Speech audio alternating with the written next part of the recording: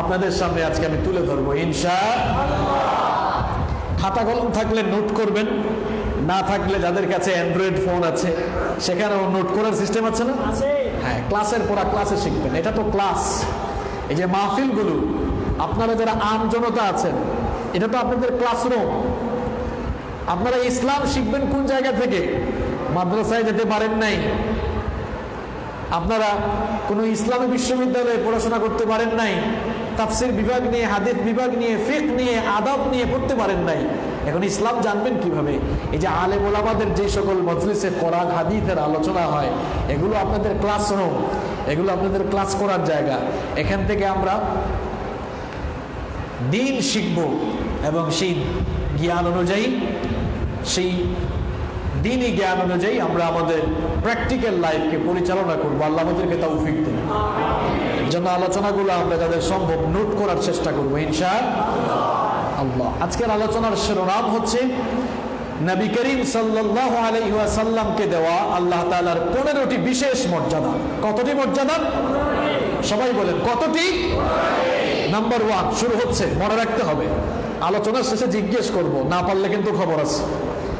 Number 1, 1 নম্বর হচ্ছে পৃথিবীর সমস্ত নবীকে আল্লাহ তাআলা আঞ্চলিক নবী বানিয়েছেন, আর আমাদের নবীকে আল্লাহ তাআলা ইন্টারন্যাশনাল নবী, আন্তর্জাতিক নবী বানিয়েছেন। সুবহানাল্লাহ। তো এই নবীর উম্মত হতে পেরে আপনারা খুশি না বেজার? তাহলে খুশি হয়ে পড়েন তো আলহামদুলিল্লাহ। এই পৃথিবীতে আল্লাহ রাব্বুল আলামিন বিশ্ব মানবতার হেদায়েতের জন্য যত নবী রাসূল পাঠিয়েছেন, সকল নবীকে আল্লাহ তাআলা আঞ্চলিক নবী বানিয়েছেন। সকল নবীদেরকে আল্লাহ তাআলা এলাকার নবী, তাদের নিজেদের বংশের নবী, কিংবা নির্দিষ্ট কোনো অঞ্চলের নবী বানিয়েছেন। যেমন সাইয়েদনা নূহ আলাইহিস সালামের ব্যাপারে আল্লাহ তাআলা কোরআনে কারীমের 7 নম্বর সূরা সূরাতুল আরাফের 59 নম্বর আয়াতে বলছেন, লাকাদ আরসালনা নূহান ইলা কওমিহি ফাকালা ইয়া কওমি ইবুদুল্লাহা মা লাকুম মিন ইলাহিন গায়রু। আল্লাহ পাক বলেন, অবশ্যই আমি নূহকে তার সম্প্রদায়ের কাছে, তার নিজের বংশের কাছে, তার নিজের সম্প্রদায়ের কাছে, নিজের জাতির কাছে নবী বানিয়ে পাঠালাম। এবার আল্লাহ পাক হুদ আলাইহিস সালামের ব্যাপারে বলছেন, ওয়া ইলা আদিন আখাহুম হুদা ক্বালা ইয়া কওমি ইবুদুল্লাহা মা লাকুম মিন ইলাহিন গায়রু। আল্লাহ পাক বলেন, আমি আদ জাতির কাছে তাদের ভাই হুদকে নবী বানিয়ে পাঠালাম।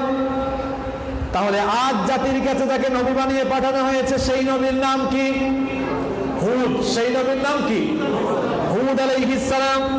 এবার সালেহ আলাইহিস সালামের ব্যাপারে আল্লাহ পাক বলছেন, ওয়া ইলা তামুদ আখাহুম সালিহা ক্বালা ইয়া কওমি ইবুদুল্লাহা মা লাকুম মিন ইলাহিন গায়রু। আল্লাহ পাক বলেন, সামুদ জাতির কাছে আমি সালেহ আলাইহিস সালামকে নবী বানিয়ে পাঠালাম। তাহলে সালেহ আলাইহিস সালামকে কোন জাতির নবী বানানো হয়েছে? কি শোনা যায় না? সামুদ জাতির জন্য। এরপরে আল্লাহ পাক সাইয়েদনা শুআয়ব আলাইহিস সালামের ব্যাপারে বলছেন, ওয়া ইলা মাদয়ানা আখাহুম শুআয়বা। মাদায়েনবাসীর কাছে আমি মাদায়েনের নবী শুআয়ব বানালাম। মাদায়েনবাসীর নবীর নাম কি? শুআয়ব। এরপরে আল্লাহ পাক সাইয়েদনা মূসা আলাইহিস সালামের ব্যাপারে বলছেন, ওয়া লাকাদ আরসালনা মূসা বিআয়াতিনা আন আখরিজ কওমাকা মিনাস যুলুমাতি ইলান নূর। আল্লাহ পাক বলেন, আর আমি মূসা আলাইহিস সালামকে তার কওমের জন্য নবী বানিয়ে পাঠালাম। আমার আয়াত সহ নিদর্শন দিয়ে মূসাকে তার কওমের জন্য নবী বানালাম, যেন তিনি তার কওমের লোকদেরকে অন্ধকার থেকে আলোর দিকে নিয়ে আসতে পারেন। তাহলে মূসা আলাইহিস সালামকে আল্লাহ তাআলা তার বংশের নবী বানিয়েছেন। তার বংশের নাম কি ছিল বলতে পারবেন? তাও জানেন না? বনি ইসরাইল।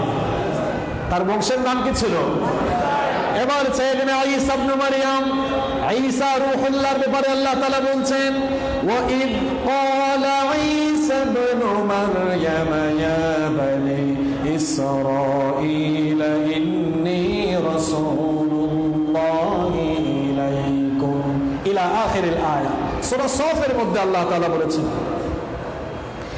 স্মরণ করো যখন ঈসা, স্মরণ করো আমার নবী ঈসা আলাইহিস সালাম যখন বনি ইসরাঈলদেরকে বলেছিল, হে বনি ইসরাঈলের লোকেরা, আমি তোমাদের কাছে রাসূল হিসেবে প্রেরিত হয়েছি।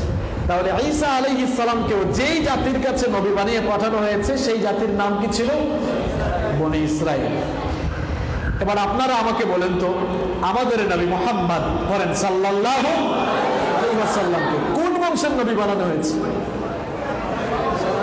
হ্যাঁ, দেখেছেন মুসলমানদের জ্ঞানের অবস্থা। তিনি কি কুরাইশ বংশের নবী? না, তিনি তো শুধু কুরাইশ বংশের নবী না, তিনি কোন এলাকার নবী না, কোন দেশের, তিনি সৌদি আরবের নবী না। বরং আমাদের নবীর ব্যাপারে আল্লাহ তাআলা কি বলছেন দেখেন, কোরআনে কারীমের 4 নম্বর সূরা সূরাতুন নিসা এর 79 নম্বর আয়াতে আল্লাহ পাক সুন্দর করে বললেন, ওয়া আরসালনাকা লিন-নাসি রাসূলা ওয়া কাফা বিল্লাহি শাহীদা। আল্লাহ পাক বলেন, আমার নবী, আমি আপনাকে নির্দিষ্ট কোন বংশের, নির্দিষ্ট কোন এলাকার, নির্দিষ্ট কোন দেশের নবী বানাই নাই, বরং তামাম দুনিয়ার সকল মানুষগুলো যেই যেই দেশে, যেই সম্প্রদায়ে, যেই বংশেই বাস করে না কেন, আমি তামাম দুনিয়া সকল মানবতার জন্য বিশ্ব নবী বানিয়ে আমি আপনাকে দুনিয়াতে পাঠিয়েছি। সকল নবীরা আঞ্চলিক নবী, আর আমাদের নবী হচ্ছে ইন্টারন্যাশনাল নবী, আন্তর্জাতিক নবী, সমগ্র মানবতার নবী। সুবহানাল্লাহ। আবার কোরআনে কারীমের 7 নম্বর সূরা সূরাতুল আরাফের 158 নম্বর আয়াতে আল্লাহ পাক আরো সুন্দর করে বলছেন, ও নবী, আপনি নিজে দুনিয়ার মানুষকে জানিয়ে দেন, কুল ইয়া আইয়ুহান নাসু ইন্নী রাসূলুল্লাহি ইলাইকুম জামিআ।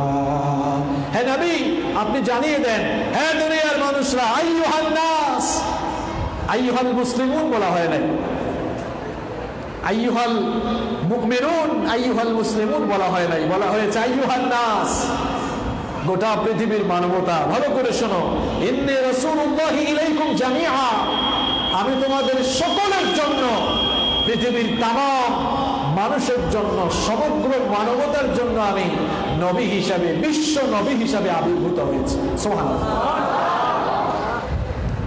তাহলে আজকে আমরা যে বিষয় নিয়ে কথা বলছি, অর্থাৎ বিশ্ব নবীকে আল্লাহ সুবহানাহু ওয়া তাআলার দেওয়া বিশেষ 15টি মর্যাদা, তার মধ্যে 1 নম্বর মর্যাদা আমরা জেনে নিলাম, অন্যান্য নবীরা হচ্ছেন আঞ্চলিক নবী, আর আমাদের নবী হচ্ছেন, বলেন না, আমাদের নবী হচ্ছেন আন্তর্জাতিক নবী বা বিশ্ব। 2 নম্বর বৈশিষ্ট্য হচ্ছে, আমাদের নবীকে আল্লাহ তাআলা বিশ্ব নেতা বানিয়েছেন। সমস্ত নবীদেরকে আল্লাহ তাআলা তার এলাকার নেতা, বংশের নেতা, কিংবা যেই জাতির কাছে প্রেরিত হয়েছেন ওই জাতির নেতা বানিয়েছেন। কিন্তু আমাদের নবীকে আল্লাহ তাআলা কোন নির্দিষ্ট অঞ্চলের নেতা বানান নাই, বরং গোটা পৃথিবীর, বিশ্ব জাহানের জন্য বিশ্ব নেতা বানিয়েছেন। সুবহানাল্লাহ। কিছু মানুষ আবার আপত্তি করে যে নবীরা আবার নেতা হয় কেমনে, কারণ নবীরাও নেতা, আমাদের এলাকার কাউন্সিলর আব্দুল মজিদ সেও নেতা, আমাদের মেয়র সাহেব তিনিও নেতা, এমপি সাহেবও নেতা, নবীরাও নেতা। ব্যাপারটা একটু কেমন হয়ে গেল না? প্রিয় ভাইয়েরা, কথাটি আমার নয়, কথাটি স্বয়ং বলেছেন কে? আল্লাহ তাআলা নিজেই বলছেন, পৃথিবীর সকল নবীদেরকে আমি নেতা বানিয়েছি। কোরআনে কারীমের 21 নম্বর সূরা সূরাতুল আম্বিয়া এর 73 নম্বর আয়াতে আল্লাহ পাক সুন্দর করে বলছেন, ওয়াজআলনাহুম আইম্মাতান ইয়াহদুনা বিআমরিনা ওয়া আওহাইনা ইলাইহিম ফাআলাল খায়রাত। আল্লাহ পাক বলেন, এভাবে করে আমি সকল নবীদেরকে আমি নেতা বানিয়েছি, জনগণের নেতা, জননেতা বানিয়েছি। তারা আমার নির্দেশে জনগণকে হেদায়েতের দিকে আহ্বান করতেন, আর আমি তাদের কাছে ওহী নাজিল করতাম সৎকর্ম করার জন্য। সুবহানাল্লাহ। নবীরাও নেতা, আর আমাদের সমাজের, আমাদের দেশের সাদামাটা মার্কা নেতাদের মধ্যে পার্থক্য হলো নবীদেরকে স্বয়ং গাইড করেছেন আল্লাহ। এজন্য নবীদের নেতৃত্বে কোনো ভুল থাকতে পারে, আব্দুল মজিদ আব্দুল সালামের নেতৃত্বে ভুল থাকতে পারে, কিন্তু পৃথিবীর কোন নবীর নেতৃত্বে ভুল থাকতে পারে, কারণ নবীদেরকে কন্ট্রোল করেছেন, গাইড করেছেন স্বয়ং আইম্মা। এই আয়াতে আল্লাহ তাআলা আইম্মা শব্দ ব্যবহার করেছেন। আলেম যারা আছেন আপনারা বুঝবেন, আইম্মা হচ্ছে ইমামের বহুবচন। ইমাম মানে একজন নেতা, আর আইম্মা মানে নেতাগণ, বহু নেতা। ইমামের বহুবচন হচ্ছে আইম্মা। এখন আরবিতে যেটাকে বলা হয় ইমাম, এটার বাংলা অনুবাদ হচ্ছে নেতা, ইংরেজিতে বলা হয় লিডার। নবীদেরকে যারা নেতা মানতে চান না, তা আপনার কাছে আমার প্রশ্ন, তাহলে নবী কার অনুসারী হবেন? কথা তো দুইটা হইতে হবে, হয় নেতা অথবা অনুসারী। এখন নবীরা যদি নেতা না হন, তো নবীরা পৃথিবীর কোন মানুষের অনুসারী হবে? নবীরা পৃথিবীর কোন মানুষের অনুসরণ করেন না। তারা পৃথিবীতে টিচার হিসেবে আসেন, এবং তাদেরকে যে জ্ঞান দেওয়া হয় ওয়াহির জ্ঞান, সেই ওয়াহির জ্ঞানও দেন কে? নবীরা কোনো প্রতিষ্ঠানে পড়াশোনা করেন না। তারা কোনো কওমি মাদ্রাসা, কোনো আলিয়া মাদ্রাসা, কোনো বিশ্ববিদ্যালয়ে তারা পড়াশোনা করেন নাই। কোনো বিশ্ববিদ্যালয় থেকে তারা পিএইচডি ডিগ্রি নেন নাই। তাই বলে কি নবীরা মূর্খ? নবীদেরকে যারা মূর্খ বলবে, এর মতো মূর্খ পৃথিবীতে আকাশের নিচে জমিনের উপর আর একটা হতে পারে? নবীদেরকে জ্ঞান দিয়েছেন, সকল জ্ঞানের দাতা যিনি, সেই জ্ঞানদাতা সুবহান আল্লাহ সুবহানাহু ওয়া তাআলা তার নিজের পক্ষ থেকে ওহীর জ্ঞান, স্পেশাল জ্ঞান তিনি নবীদেরকে দিয়েছেন। সুবহানাল্লাহ। পৃথিবীর সমস্ত নবীরা ছিলেন নেতা। পৃথিবীর সমস্ত নবীরা কি ছিলেন? যেই সকল নবীরা আঞ্চলিক নবী হিসাবে এসেছেন, তিনি ছিলেন ওই অঞ্চলের নেতা। যেই নবী বংশের নবী হয়ে এসেছেন, তিনি ওই বংশের নেতা ছিলেন। এখন বিশ্ব নবী সাল্লাল্লাহু আলাইহি ওয়াসাল্লাম তিনি কোন এলাকার নেতা হয়ে আসেন নাই, বরং তিনি হচ্ছেন বিশ্ব নেতা। তিনি হচ্ছেন বিশ্ব নেতা। আমরা তো দুরূদের মধ্যেও পড়ি আল্লাহুম্মা সাল্লি আলা সাইয়্যিদিনা, সাইয়্যিদিনা পড়েন না? তো সাইয়্যিদিনা অর্থ কি? সাইয়্যিদিনা মানে হচ্ছে আমাদের নেতা, আমার লিডার। নবী শুধু আমাদের নেতা নন, ইমামুল মুরসালিন, পৃথিবীর সমস্ত নবীদের নেতা আমাদের নবীকে আল্লাহ বানিয়েছেন। সুবহানাল্লাহ। সমস্ত নবীদের ইমাম তিনি। কিভাবে সমস্ত নবীদের ইমাম হলেন? বিশ্ব নবী সাল্লাল্লাহু আলাইহি ওয়াসাল্লাম কিভাবে সকল নবীদের ইমামতি গ্রহণ করলেন? সকল নবীদের ইমাম তিনি কিভাবে হলেন দেখেন। বিশ্ব নবী সাল্লাল্লাহু আলাইহি ওয়াসাল্লামকে যখন আল্লাহ পাক ধুলির ধরা থেকে একেবারে সিদরাতুল মুনতাহা আয়াত করে মেরাজের রজনীতে তার সান্নিধ্যে নিয়ে গিয়েছিলেন, মসজিদে হারাম থেকে মসজিদে আকসা পর্যন্ত বিশ্বনবী যখন গেলেন, মসজিদে আকসা অর্থাৎ বাইতুল মুকাদ্দাসে আল্লাহ তাআলা পৃথিবীর প্রথম নবী সাইয়েদনা আদম আলাইহিস সালাম থেকে নিয়ে ঈসা ইবনে মারইয়াম পর্যন্ত যত নবী রাসূলুল্লাহ দুনিয়ায় পাঠিয়েছিলেন, সকলকে ওই বাইতুল মুকাদ্দাস মসজিদে আকসার মধ্যে আল্লাহ তাআলা সমবেত করেছিলেন। এরপরে সাইয়েদনা জিবরিল বললেন, ওগো আল্লাহর হাবিব, ওগো আল্লাহর নবী, আপনি সামনে যান ইমামতি করেন। আজকের ইমামতির দায়িত্ব আল্লাহ পাক আপনার উপরে ন্যস্ত করেছেন। সমস্ত নবীদের উপস্থিতিতে বিশ্বনবী সাল্লাল্লাহু আলাইহি ওয়াসাল্লাম ওই দিন নামাজের ইমামতি করলেন।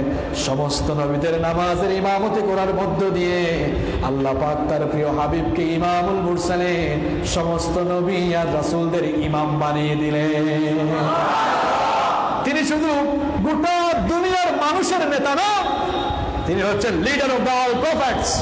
পৃথিবীর সমস্ত প্রফেট, সমস্ত নবীদের নেতা, ইমামুল মুরসালিন। আল্লাহ তাআলা আমাদের নবীকে বানিয়েছেন। সুবহানাল্লাহ। সেই নবীর উম্মত হতে পেরে আপনারা খুশি না বেজার? আরে আবারও পড়েন আলহামদুলিল্লাহ। তাহলে বিশ্ব নবীর অনন্য মর্যাদাগুলোর 2 নম্বর মর্যাদা বা বৈশিষ্ট্য আমরা জানলাম। বিশ্ব নবীকে আল্লাহ তাআলা গোটা পৃথিবীর জন্য, বিশ্ববাসীর জন্য বিশ্ব নেতা, এমনকি নবীদের ইমাম, নবীদেরও নেতা তাকে বানানো হয়েছে। সুবহানাল্লাহ।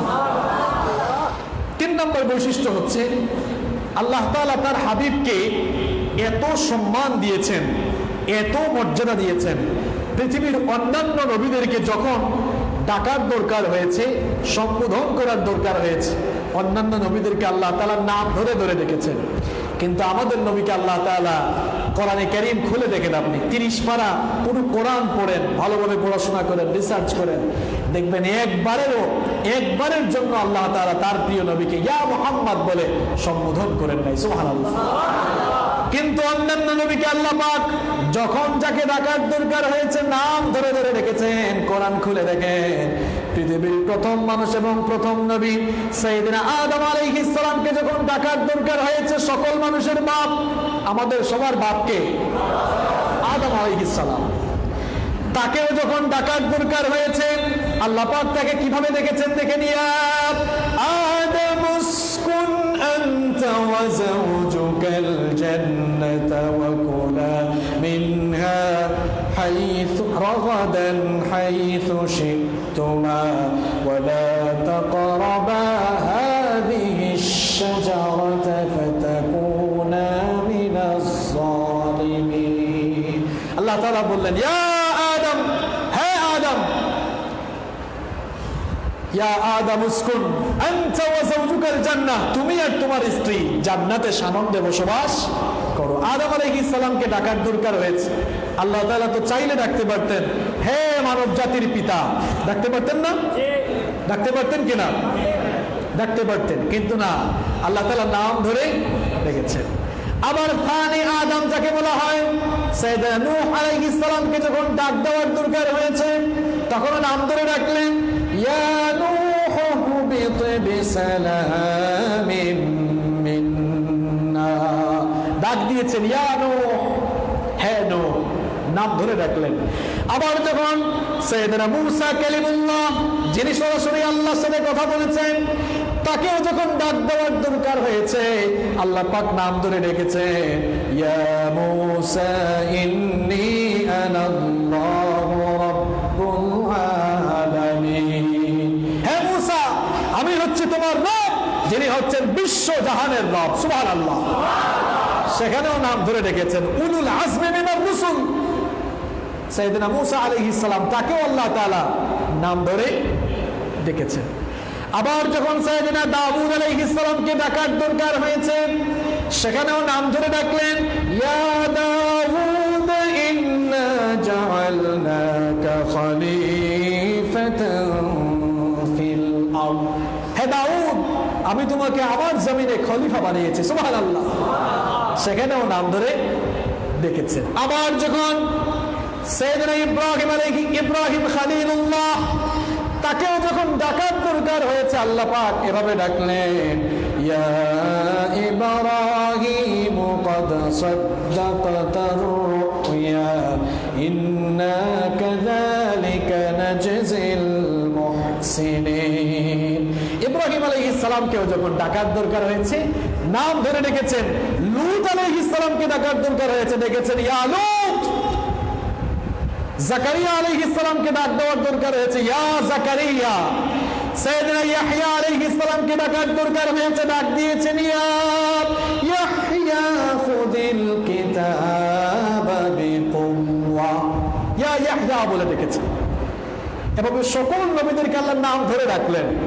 কিন্তু আমাদের নবীকে আল্লাহ তাআলা নাম ধরে ডাকেন নাই, বরং যখনই ডাক দেওয়ার দরকার হয়েছে বিশ্বনবী সাল্লাল্লাহু আলাইহি ওয়াসাল্লামের নবুয়ত আর রিসালাতের বিশেষণকে বিশেষায়িত করে আল্লাহ পাক ডাক দিয়েছেন।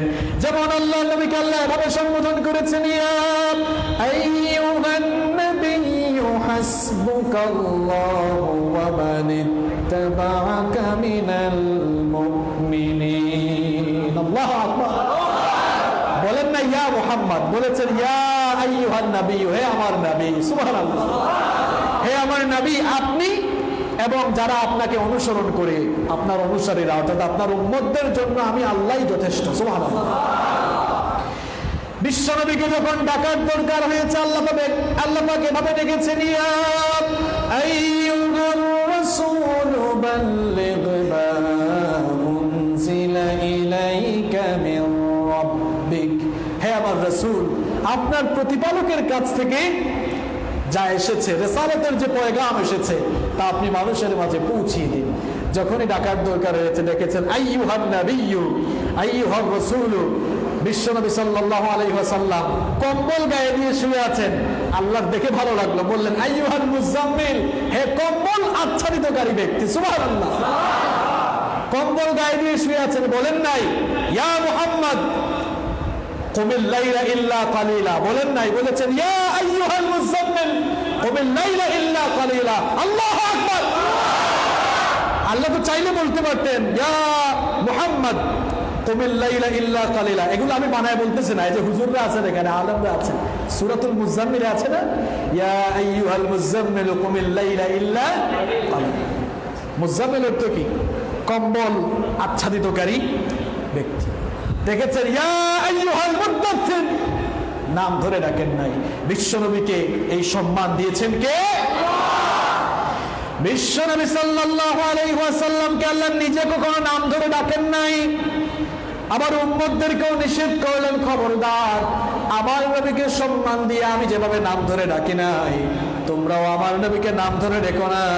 কোরআনে কারীমের 24 নম্বর সূরা সূরাতুন নূরের 63 নম্বর আয়াতে আল্লাহ পাক বড় সুন্দর করে বললেন, লা তাজআলু দুআআর রাসূল বাইনাকুম কাদুআই বা'দুকুম বা'দা।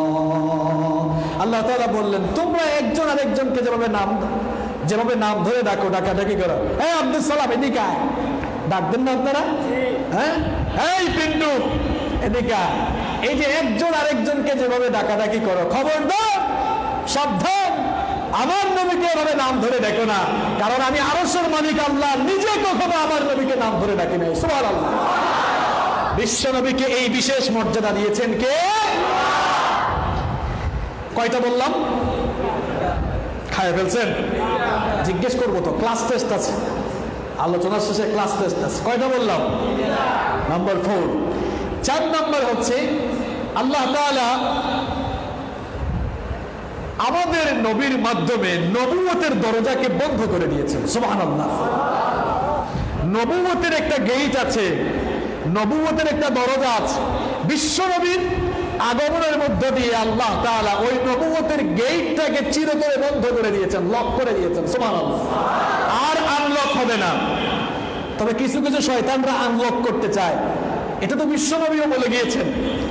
বুখারীর বর্ণনা, বিশ্বনবী সাল্লাল্লাহু আলাইহি ওয়াসাল্লাম বলেছেন, লা তাকুমুস সাআতু হাত্তা ইয়াবআথা দাজ্জালুনা কাযযাবুন করিবুম মিন 30।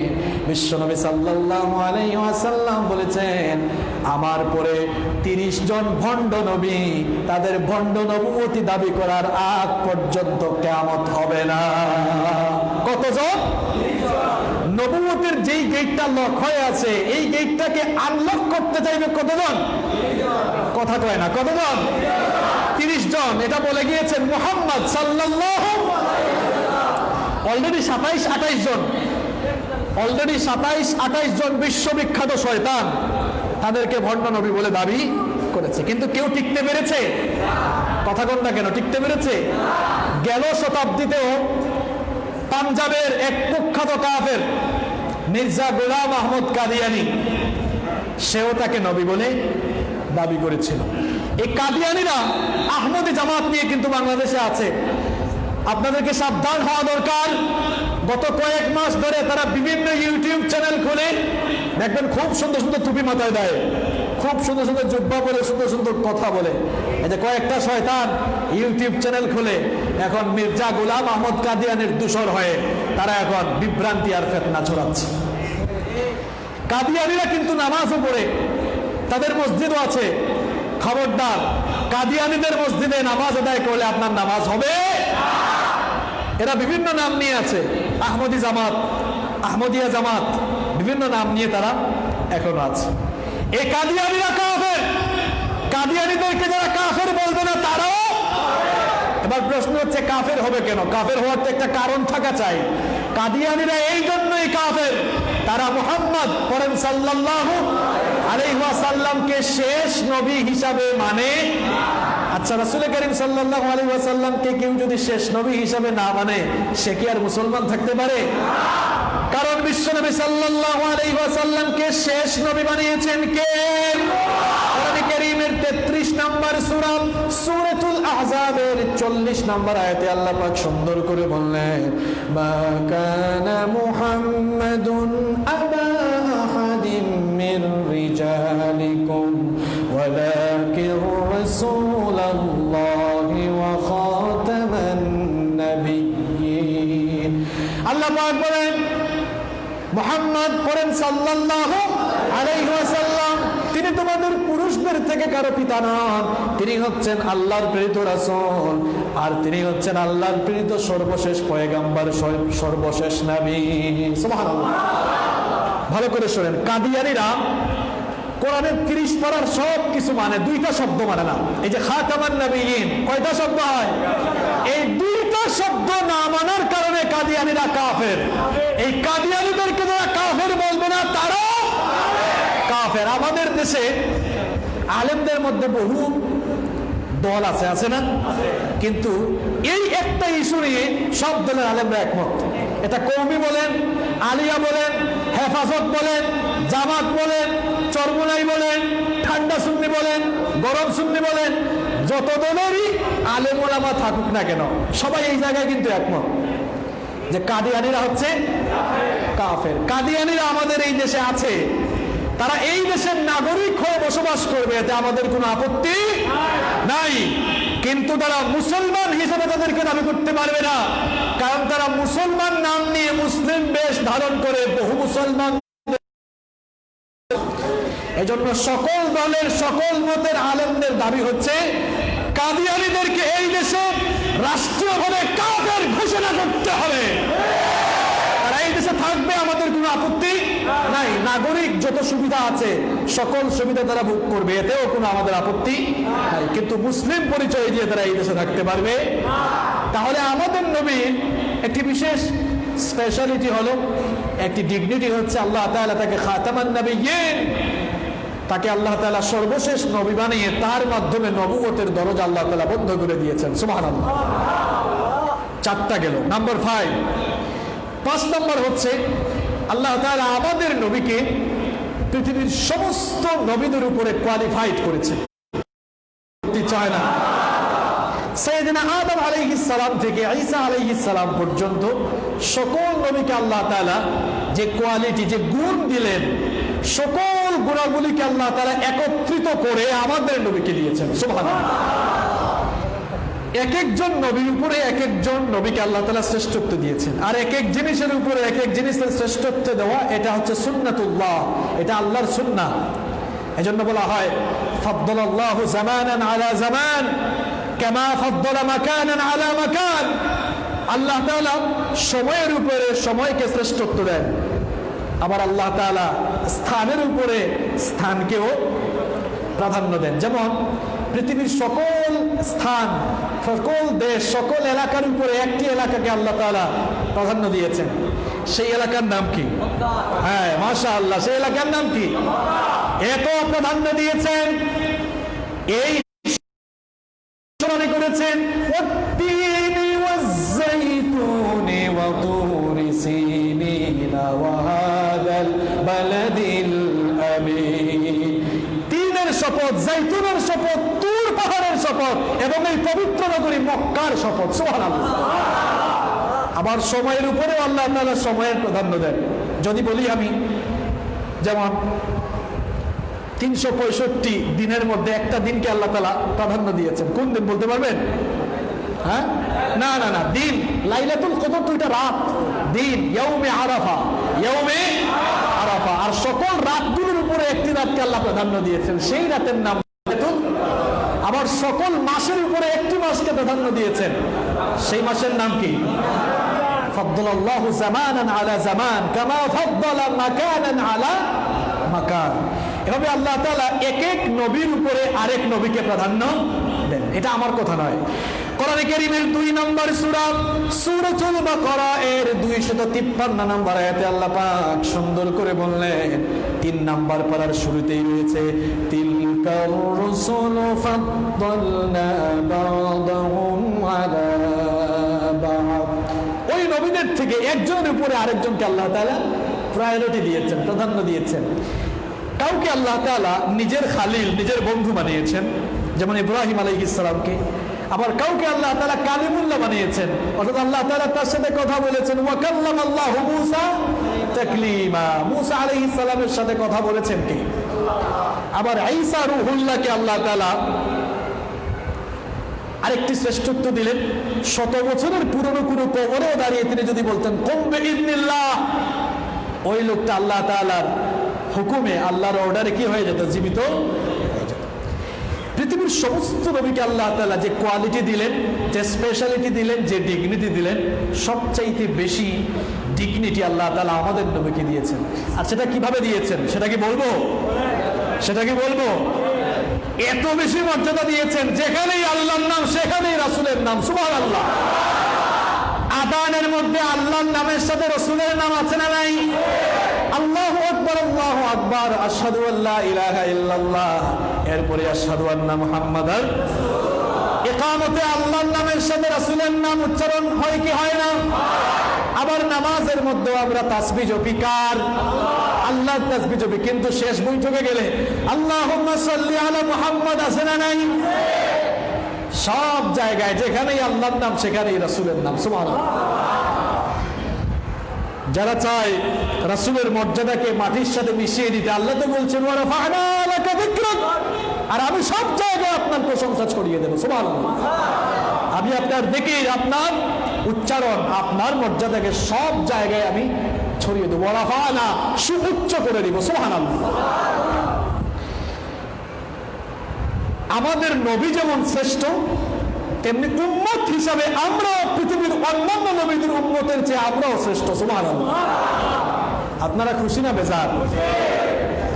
আমরা কি উম্মত? দেখছেন হুজুর, আমরা যে শ্রেষ্ঠ উম্মত এই কথা বলার সাহস আমাদের নাই। আমরা কি উম্মত? এই ঘোষণাটা কার? কুনতুম খায়রা উম্মাতিন মুখরিজাত লিন-নাসি তা'মুরুনা বিল মা'রুফি ওয়া তানহাউনা আনিল মুনকার। তোমরাই হচ্ছে সর্বশ্রেষ্ঠ জাতি। এখন সর্বশ্রেষ্ঠ হইতে গেলে কিছু কোয়ালিটি থাকার দরকার আছে না নাই? কিছু কাজ করতে হবে। কাজ না করে কেউ কি কোয়ালিফাইড হতে পারে? আমরা কোনো মানুষকে কোয়ালিফাইড পারসন কখন বলি? যখন তার ভেতরে অনেকগুলো গুণ থাকে, তাই না? তাহলে সর্বশ্রেষ্ঠ হইতে গেলে কিছু কাজ লাগে। কাজটা কি? তা'মুরুনা বিল মা'রুফ, সৎ কাজের অর্ডার দিবা, আদেশ দিবা। ওয়া তানহাউনা আনিল মুনকার, আর অসৎ কাজ থেকে নিষেধ করবা। এখানে আলেমরা আছেন, কোরআনের একটা আয়াত আপনারা আমাকে দেখাতে পারবেন যে আল্লাহ তাআলা বলেছেন সৎ কাজের বেলায় অনুরোধ করো? একটা আয়াতও আছে? আজকের বাস্তবতা হলো এই, আজকের বাস্তবতা হলো এই, কোরআন এবং আল্লাহর বিধান সর্বোচ্চ জায়গায় না থাকার কারণে মুসলিম উম্মার এই আলেমরা সৎ কাজের বেলায় উপরের লোকদের কাছে অনুরোধ করে। আমাদের 6 দফা দাবি মানার অনুরোধ থাকলো, 13 দফা দাবি মানার অনুরোধ থাকলো, অথচ আল্লাহ বলছেন তা'মুরুন আমর আওলাদ। আল্লাহ বলছেন ইসলামের ব্যাপারটা আদেশে, এটা অনুরোধের ব্যাপার নয়। মাননীয় কাউন্সিলর সাহেব, মাহফিল করব, দয়া করে অনুমতি দেন। অনুমতির জন্য আবেদন। কেন আবেদন করতে হয়? সৎ কাজের জন্য কেন আবেদন করতে হয়?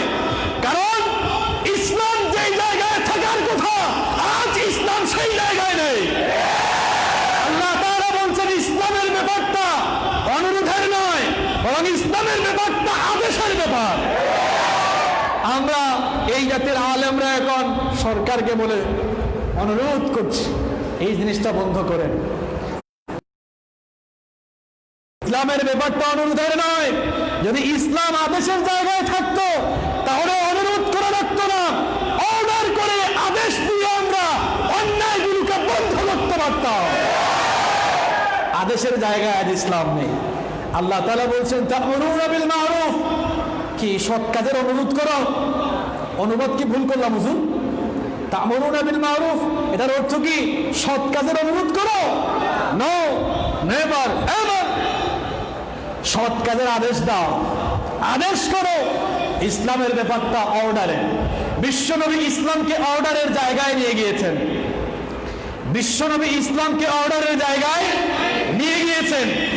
আমরা এখন মাদ্রাসাকে ডিভাইড, খানকা ডিভাইড, দরবার ডিভাইড, ডিভাইড করে করে আমরা সবাই সবার খেলাফত নিয়ে ব্যস্ত, নিজ নিজ খেলাফত নিয়ে ব্যস্ত। এখন কিন্তু একজন আর একজনকে খলিফাও বানায় না। অথচ আল্লাহ তাআলা আমাদের সবাইকে খেলাফতে নিয়েই কিন্তু দুনিয়াটা দিয়েছেন। ইন্নী জাইলুন ফিল আরদি, কথা কোন লাগে না, বানায় বলতেছি কথা। ইন্নী জাইলুন ফিল আরদি, খেলাফতের দায়িত্ব তো আমরা আগেই পেয়ে গেছি। আপনারা সবাই খলিফা, আপনারা সবাই। এখন আওলাদের রাসূল নিয়েও ঠেলাঠেলি হয়। অমুক আওলাদের রাসূল, তমুক আওলাদের রাসূল, না মানলে কয় তুই কাফের, তুই কাফের। তো এমন এক লোক, তার সাথে আমার একবার এই বিষয়ে কথা হচ্ছে। তো আমার সাথে যখন কথা হচ্ছে, আমি বললাম আপনি কি জানেন আমিও কিন্তু আওলাদের রাসূল। তাকে বললাম আমি কিন্তু আওলাদের রাসূল। বলতেছে হায় হায়, আপনি একজন আলেম মানুষ হয়ে কি কথা বললেন, আপনি আওলাদের রাসূল। আমি বললাম দেখেন, কথাটা তো আমি খারাপ বলি নাই। আওলাদে রাসূল, আওলাদে রাসূল সেটা তো আরবি শব্দ। তা আওলাদ মানে কি? আওলাদ মানে কি? সন্তান। রাসূল মানে কি? রাসূল, রাসূলের সন্তান। তা আমরা সবাই তো, আপনারাও সবাই তো রাসূলের সন্তান। কিভাবে? আচ্ছা বলেন তো, পৃথিবীর প্রথম মানুষের নাম কি? আদম আলাইহিস সালাম। তা আমরা সবাই তার ছেলে না, এখানে যারা আছি? তো তিনি যদি রাসূল হন আর আমরা তার ছেলে হই, আমরা তার সন্তান হই, তাহলে তো আমরা বলতেই পারি আওলাদের রাসূল। বলতে পারি কিনা? যুক্তি কি খারাপ? সবাই তো এক বাবার সন্তান, কথাটা আমার নয়। يا أيها الناس اتقوا ربكم الذي خلقكم من نفس واحدة وخلق منها زوجها وبث منهما رجالا كثيرا ونساء واتقوا الله الذي تساءلون به والأرحام إن الله كان عليكم رقيبا। কথাটা কার? সেই রবকে ভয় করো যিনি তোমাদেরকে এক আত্মা আদম থেকে সৃষ্টি করেছেন। সুবহানাল্লাহ। তা আদম আলাইহিস সালাম হচ্ছেন মানবতার পিতা। তিনি তো রাসূল ছিলেন, নবী ছিলেন, সন্দেহ আছে? তো সেভাবে তো আমরা বলতেই পারি আওলাদে নবী, আওলাদে রাসূল, বলতে পারি কিনা? ভেজাল আছে? কথা বলেন সম্মানিত ভাইয়েরা। তাহলে আমরা 5 নম্বর বৈশিষ্ট্য জানলাম, আমাদের নবী সাল্লাল্লাহু আলাইহি ওয়াসাল্লামকে আল্লাহ তাআলা অন্যান্য নবীদের উপরে শ্রেষ্ঠত্ব দিয়েছেন। নাম্বার 6 নম্বর হচ্ছে পৃথিবীর কোন নবীকে আল্লাহ তাআলা কাউসার বানান নাই, কিন্তু পৃথিবীর কোন নবীকে আল্লাহ তাআলা কাউসার দান করেন নাই, কিন্তু আমাদের নবীকে আল্লাহ তাআলা সাহিবুল কাউসার, আল্লাহ তাআলা কাউসারের মালিক বানিয়ে দিবেন কিয়ামতে। সুবহানাল্লাহ। সূরাতুল কাউসার আপনারা সবাই জানেন। প্রথম আয়াতে আল্লাহ তাআলা সেই কথা বলছেন, ইন্না আ'তাইনাকাল কাউসার। আয়াতটা জানেন না সবাই? তাহলে সবাই পড়েন আমার সাথে, ইন্না আ'তাইনাকাল কাউসার। নিশ্চয়ই আমি আপনাকে কাউসার দান করেছি। এই সূরা যখন নাযিল হলো, সাহাবারা বললেন ইয়া রাসূলুল্লাহ, বলেন সাল্লাল্লাহু আলাইহি ওয়াসাল্লাম, ওগো আল্লাহর নবী কাউসার মানে কি? বিশ্বনবী সাল্লাল্লাহু আলাইহি ওয়াসাল্লাম তখন বললেন, বুখারীর বর্ণনা, কাউসার হচ্ছে জান্নাতের একটি নহর।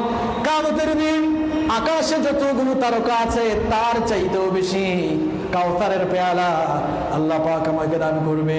কাউসারের পানি হচ্ছে দুধের চেয়েও সাদা, মধুর চাইতেও মিষ্টি। এই কাউসারের পানি আল্লাহর যেই বান্দা হাসরের ময়দানে চিরজীবনের জন্য পানির তৃষ্ণা নিবারণ হয়ে যাবে।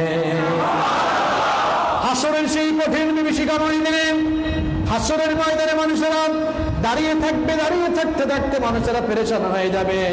বিচারের দিনটা কতটুকু লম্বা হবে শোনেন, 50 আলফা সানাতিন মিম্মা তাউদ্দুন। দুনিয়ার হিসাব অনুযায়ী বিচারের দিনটা 50,000 বছর লম্বা হয়ে যাবে। এখন তো সূর্য মানুষের মাথা থেকে 9,30,00,000 মাইল দূরে, কিন্তু কিয়ামতের কঠিন বিভীষিকাময় দিনে সূর্য মানুষের মাথার 1 বা 2 মাইল উপরে নেমে আসবে। সূর্যের প্রচন্ড তাপে জমিনটা তামার জমিন হয়ে যাবে। গুনাহগারদের মাথার চান্দি ফেটে মগজ টকবক করে ফুটতে থাকবে। মানুষগুলো এত বেশি পিপাসার্ত হয়ে যাবে, পিপাসার যন্ত্রণায় মানুষের জিহ্বাটা বের হয়ে কুকুরের মতো নাভিস্থল পর্যন্ত ঝুলতে থাকবে। গোটা হাসরের ময়দান জুড়ে পানির জন্য মানুষেরা চিৎকার করতে থাকবে, পানি পানি বলে হাহাকার করবে। কিন্তু সেই কঠিন বিভীষিকাময় দিনে কাউসারের পানি ছাড়া কি আর কোনো পানি থাকবে নাকি বলেন? কাউসারের পানি ছাড়া আর কোনো পানি থাকবে না। বিশ্বনবী সেদিন কাউসারের পানি বিলাতে থাকবে। কিছু লোককে কাউসারের পানি দিতে গেলেই ফেরেশতারা এসে নিষেধ করবে, বারণ করবে, বলবে গো আল্লাহর নবী এদেরকে পানি দিয়েন না। বিশ্বনবী তখন জানতে চাইবেন কেন দিব না। সাহাবারা তখন ফেরেশতারা তখন বলবে এই লোকগুলা হচ্ছে তারা পৃথিবী থেকে আপনার বিদায়ের পর ইসলামের 12টা বাজিয়েছে। এরা ইসলামে নেই এমন কিছু বিষয় আবিষ্কার করেছে। এরা আপনি করেন নাই, আপনার সাহাবীরা করে নাই, নিজেরা পণ্ডিত হয়ে বেশি বেশি এশক দেখাতে গিয়ে এইটা আবিষ্কার করেছে, ওইটা আবিষ্কার করেছে। এই মানুষগুলো এতই নিকৃষ্ট, ইসলামের 12টা এভাবেই বাজিয়েছে। এই কথা শোনার পর কথা কি বলেন বানিয়ে বলতেছি? যান বুখারী খোলেন, আপনি ভালো করে পড়েন। ফেরেশতাদের মুখ থেকে এই কথা শুনে বিশ্বনবী তখন বলবেন সুহকান সুহকান লিমান গায়্যারা মিন বাদি, দূর হও আমার চোখের সামনে থেকে যাও, দূর হও। ওই লোকগুলোকে বিশ্বনবী বলবেন সুহকান সুহকান, দূর হয়ে যাও আমার সামনে থেকে, তোমরা সরে যাও। আমার পরে লিমান গায়্যারা মিন বাদি, আমার পরে যারা ইসলামের ভিতরে বিভিন্ন জিনিসকে বদলিয়ে ফেলেছো, চেঞ্জ করে ফেলেছো, নতুন জিনিস নবায়ন করেছো, কিংবা ইসলামে থাকা বিষয়গুলোকে বিভাজন করে ফেলেছো, আমার সামনে থেকে সরে যাও। আজকে কাউসারের পানি তোমাদের নসিব হবে না। আজকে কাউসারের পানি যাদের নসিব হবে না। এজন্য প্রিয় ভাইরা সাবধান থাকতে হবে। নবী আলাইহিস সালাম এবং সাহাবায়ে কেরাম রিদওয়ানুল্লাহি তাআলা আলাইহিম আজমাইন তারা যা করেছেন, তারা যেগুলোর উপরে আমল করেছেন, যা করেছেন, এর বাইরে গিয়ে আপনি নতুন করে ইসলাম বানাতে যাবেন না, নতুবা কপালে খারাপই আছে না নাই? আল্লাহ তাআলা আমাদেরকে হেফাজত করুন, বলেন আমিন। তাহলে 6 নম্বর বৈশিষ্ট্যের কথা বললাম। আমাদের নবী হচ্ছেন সাহেবে কাউসার, কাউসারের মালিক। আল্লাহ তাআলা কিয়ামতের দিন কাউসারের দায়িত্ব বিশ্ব নবীকে দিবেন, সুবহানাল্লাহ।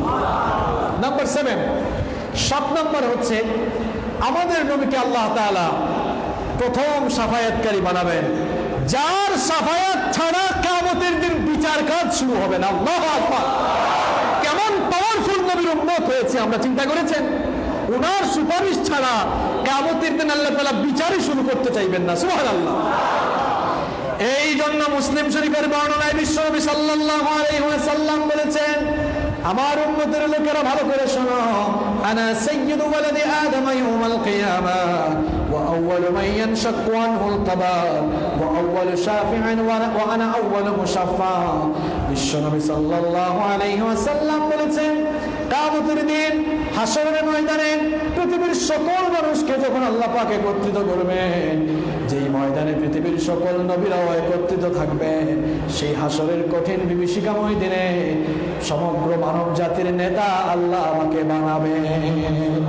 সকলের নেতা আল্লাহ তাআলা তাকে বানাবেন। শুধু তাই নয়, ওয়া আউওয়ালু মান ইয়ানশাক্কু আনহুল কবর, সর্বপ্রথম ইসরাফিলের সিঙ্গার ফুৎকারের পরে কবর থেকে যখন মানুষগুলো উঠতে শুরু করবে, সর্বপ্রথম যার কবর খুলে দেওয়া হবে সেই ব্যক্তিটাও হচ্ছে আমি মুহাম্মদ সাল্লাল্লাহু আলাইহি ওয়াসাল্লাম। শুধু তাই নয়, ওয়া আনা আউওয়ালু শাফি'আ, প্রথম শাফায়াতকারী আমি, ওয়া আউওয়ালু মুশাফফা, আর সবার আগে আমার শাফায়াতই আল্লাহ কবুল করবেন। সুবহানাল্লাহ বলতে ইচ্ছা হয় না?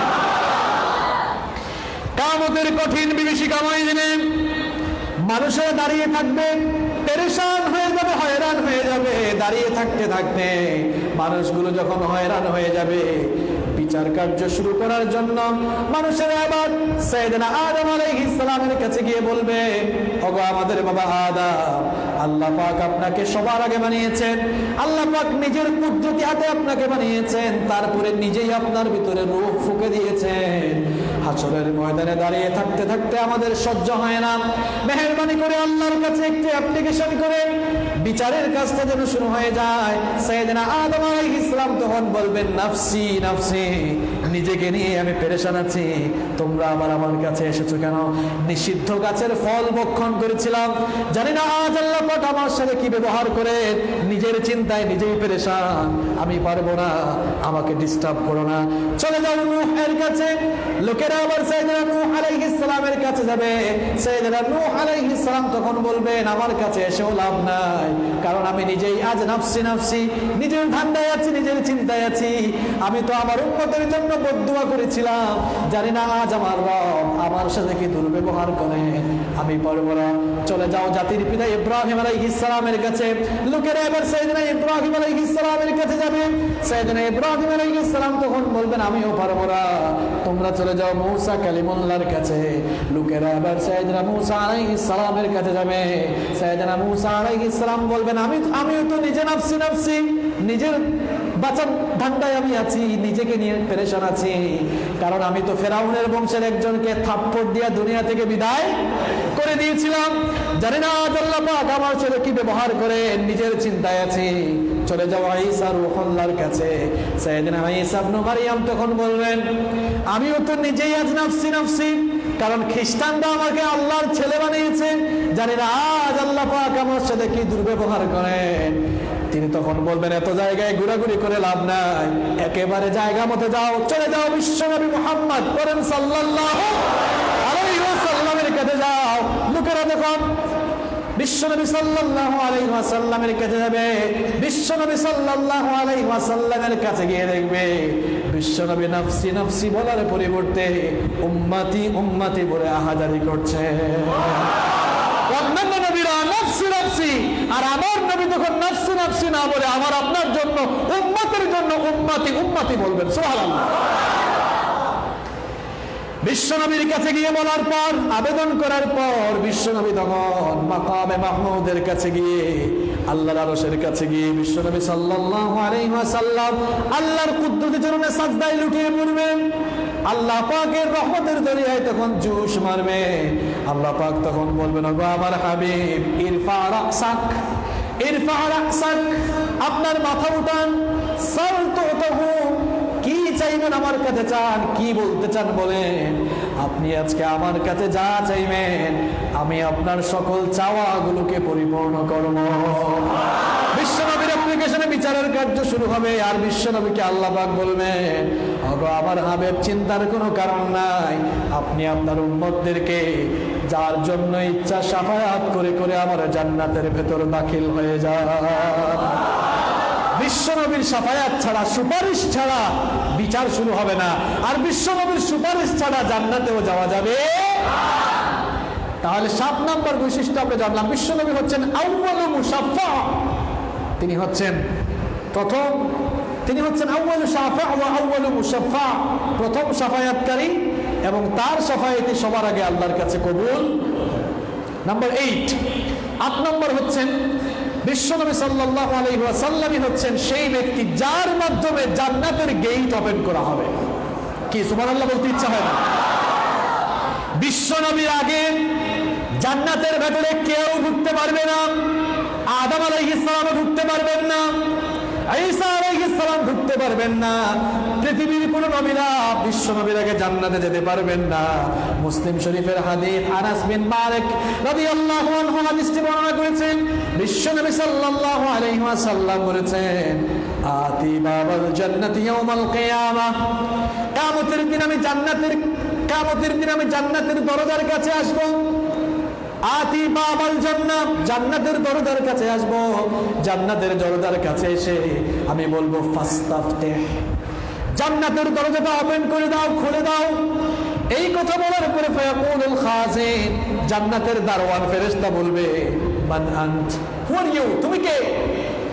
রাসূল করিম সাল্লাল্লাহু আলাইহি ওয়াসাল্লাম তখন বলবেন ফাআকুলু মুহাম্মদ, পড়েন সাল্লাল্লাহু আলাইহি ওয়াসাল্লাম, আমি হচ্ছি মুহাম্মদ সাল্লাল্লাহু। এই কথা শোনার পর জান্নাতের দারওয়ান ফেরেশতা তখন বলবে ফায়াকুলু বিকা উমিরতু লা আফতাহু লি আহাদিন ক্বাবলাক, সে তখন বলবে অনেক আগে থেকে আল্লাহ পাক আমাকে অর্ডার দিয়ে রেখেছে যতক্ষণ না আপনি আসবেন, আপনি আসার আগ পর্যন্ত যেন আমি জান্নাতের দরজা না খুলি।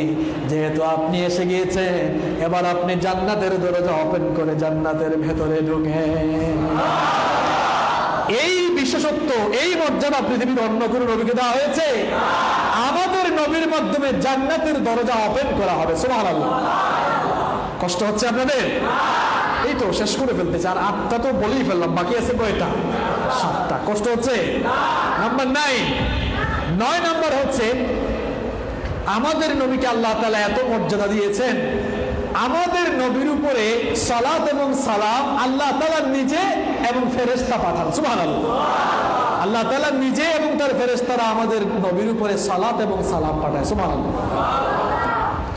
আমরাও নবীর উপরে সালাত এবং সালাম পাঠাই, আল্লাহ তাআলাও সালাত এবং সালাম পাঠান। এখন কথা হচ্ছে পার্থক্য কি? আমাদের সালাত সালাম পাঠানো আর আমাদের সালাত সালাম পাঠানো কি? আল্লাহ তাআলার সালাত সালাম পাঠানো আর আমাদের সালাত সালাম পাঠানো কি? ভালো করে বুঝেন, আমি আবারও বলছি, নবীজির প্রতি আমাদের সালাত সালাম পাঠানো আর আল্লাহ তাআলার সালাত সালাম পাঠানো কি এক, নাকি ভিন্নতা আছে? ভিন্নতা আছে না নাই? আছে। সেই ভিন্নতাটা কি বলবো আপনাদেরকে? মুফাসসিরিনে কেরাম বলেছেন, আল্লাহ তাআলা যখন নবীর উপরে সালাত এবং সালাম পাঠান, তখন সেই সালাত আর সালামের অর্থ হয় প্রশংসা।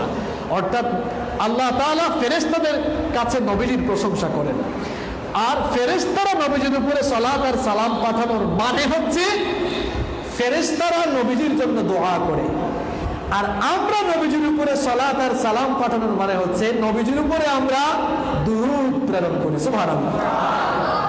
কথা বুঝতে পেরেছেন? ক্লিয়ার নাকি ভেজাল টেজাল আছে এখন? বুঝতে পেরেছেন না?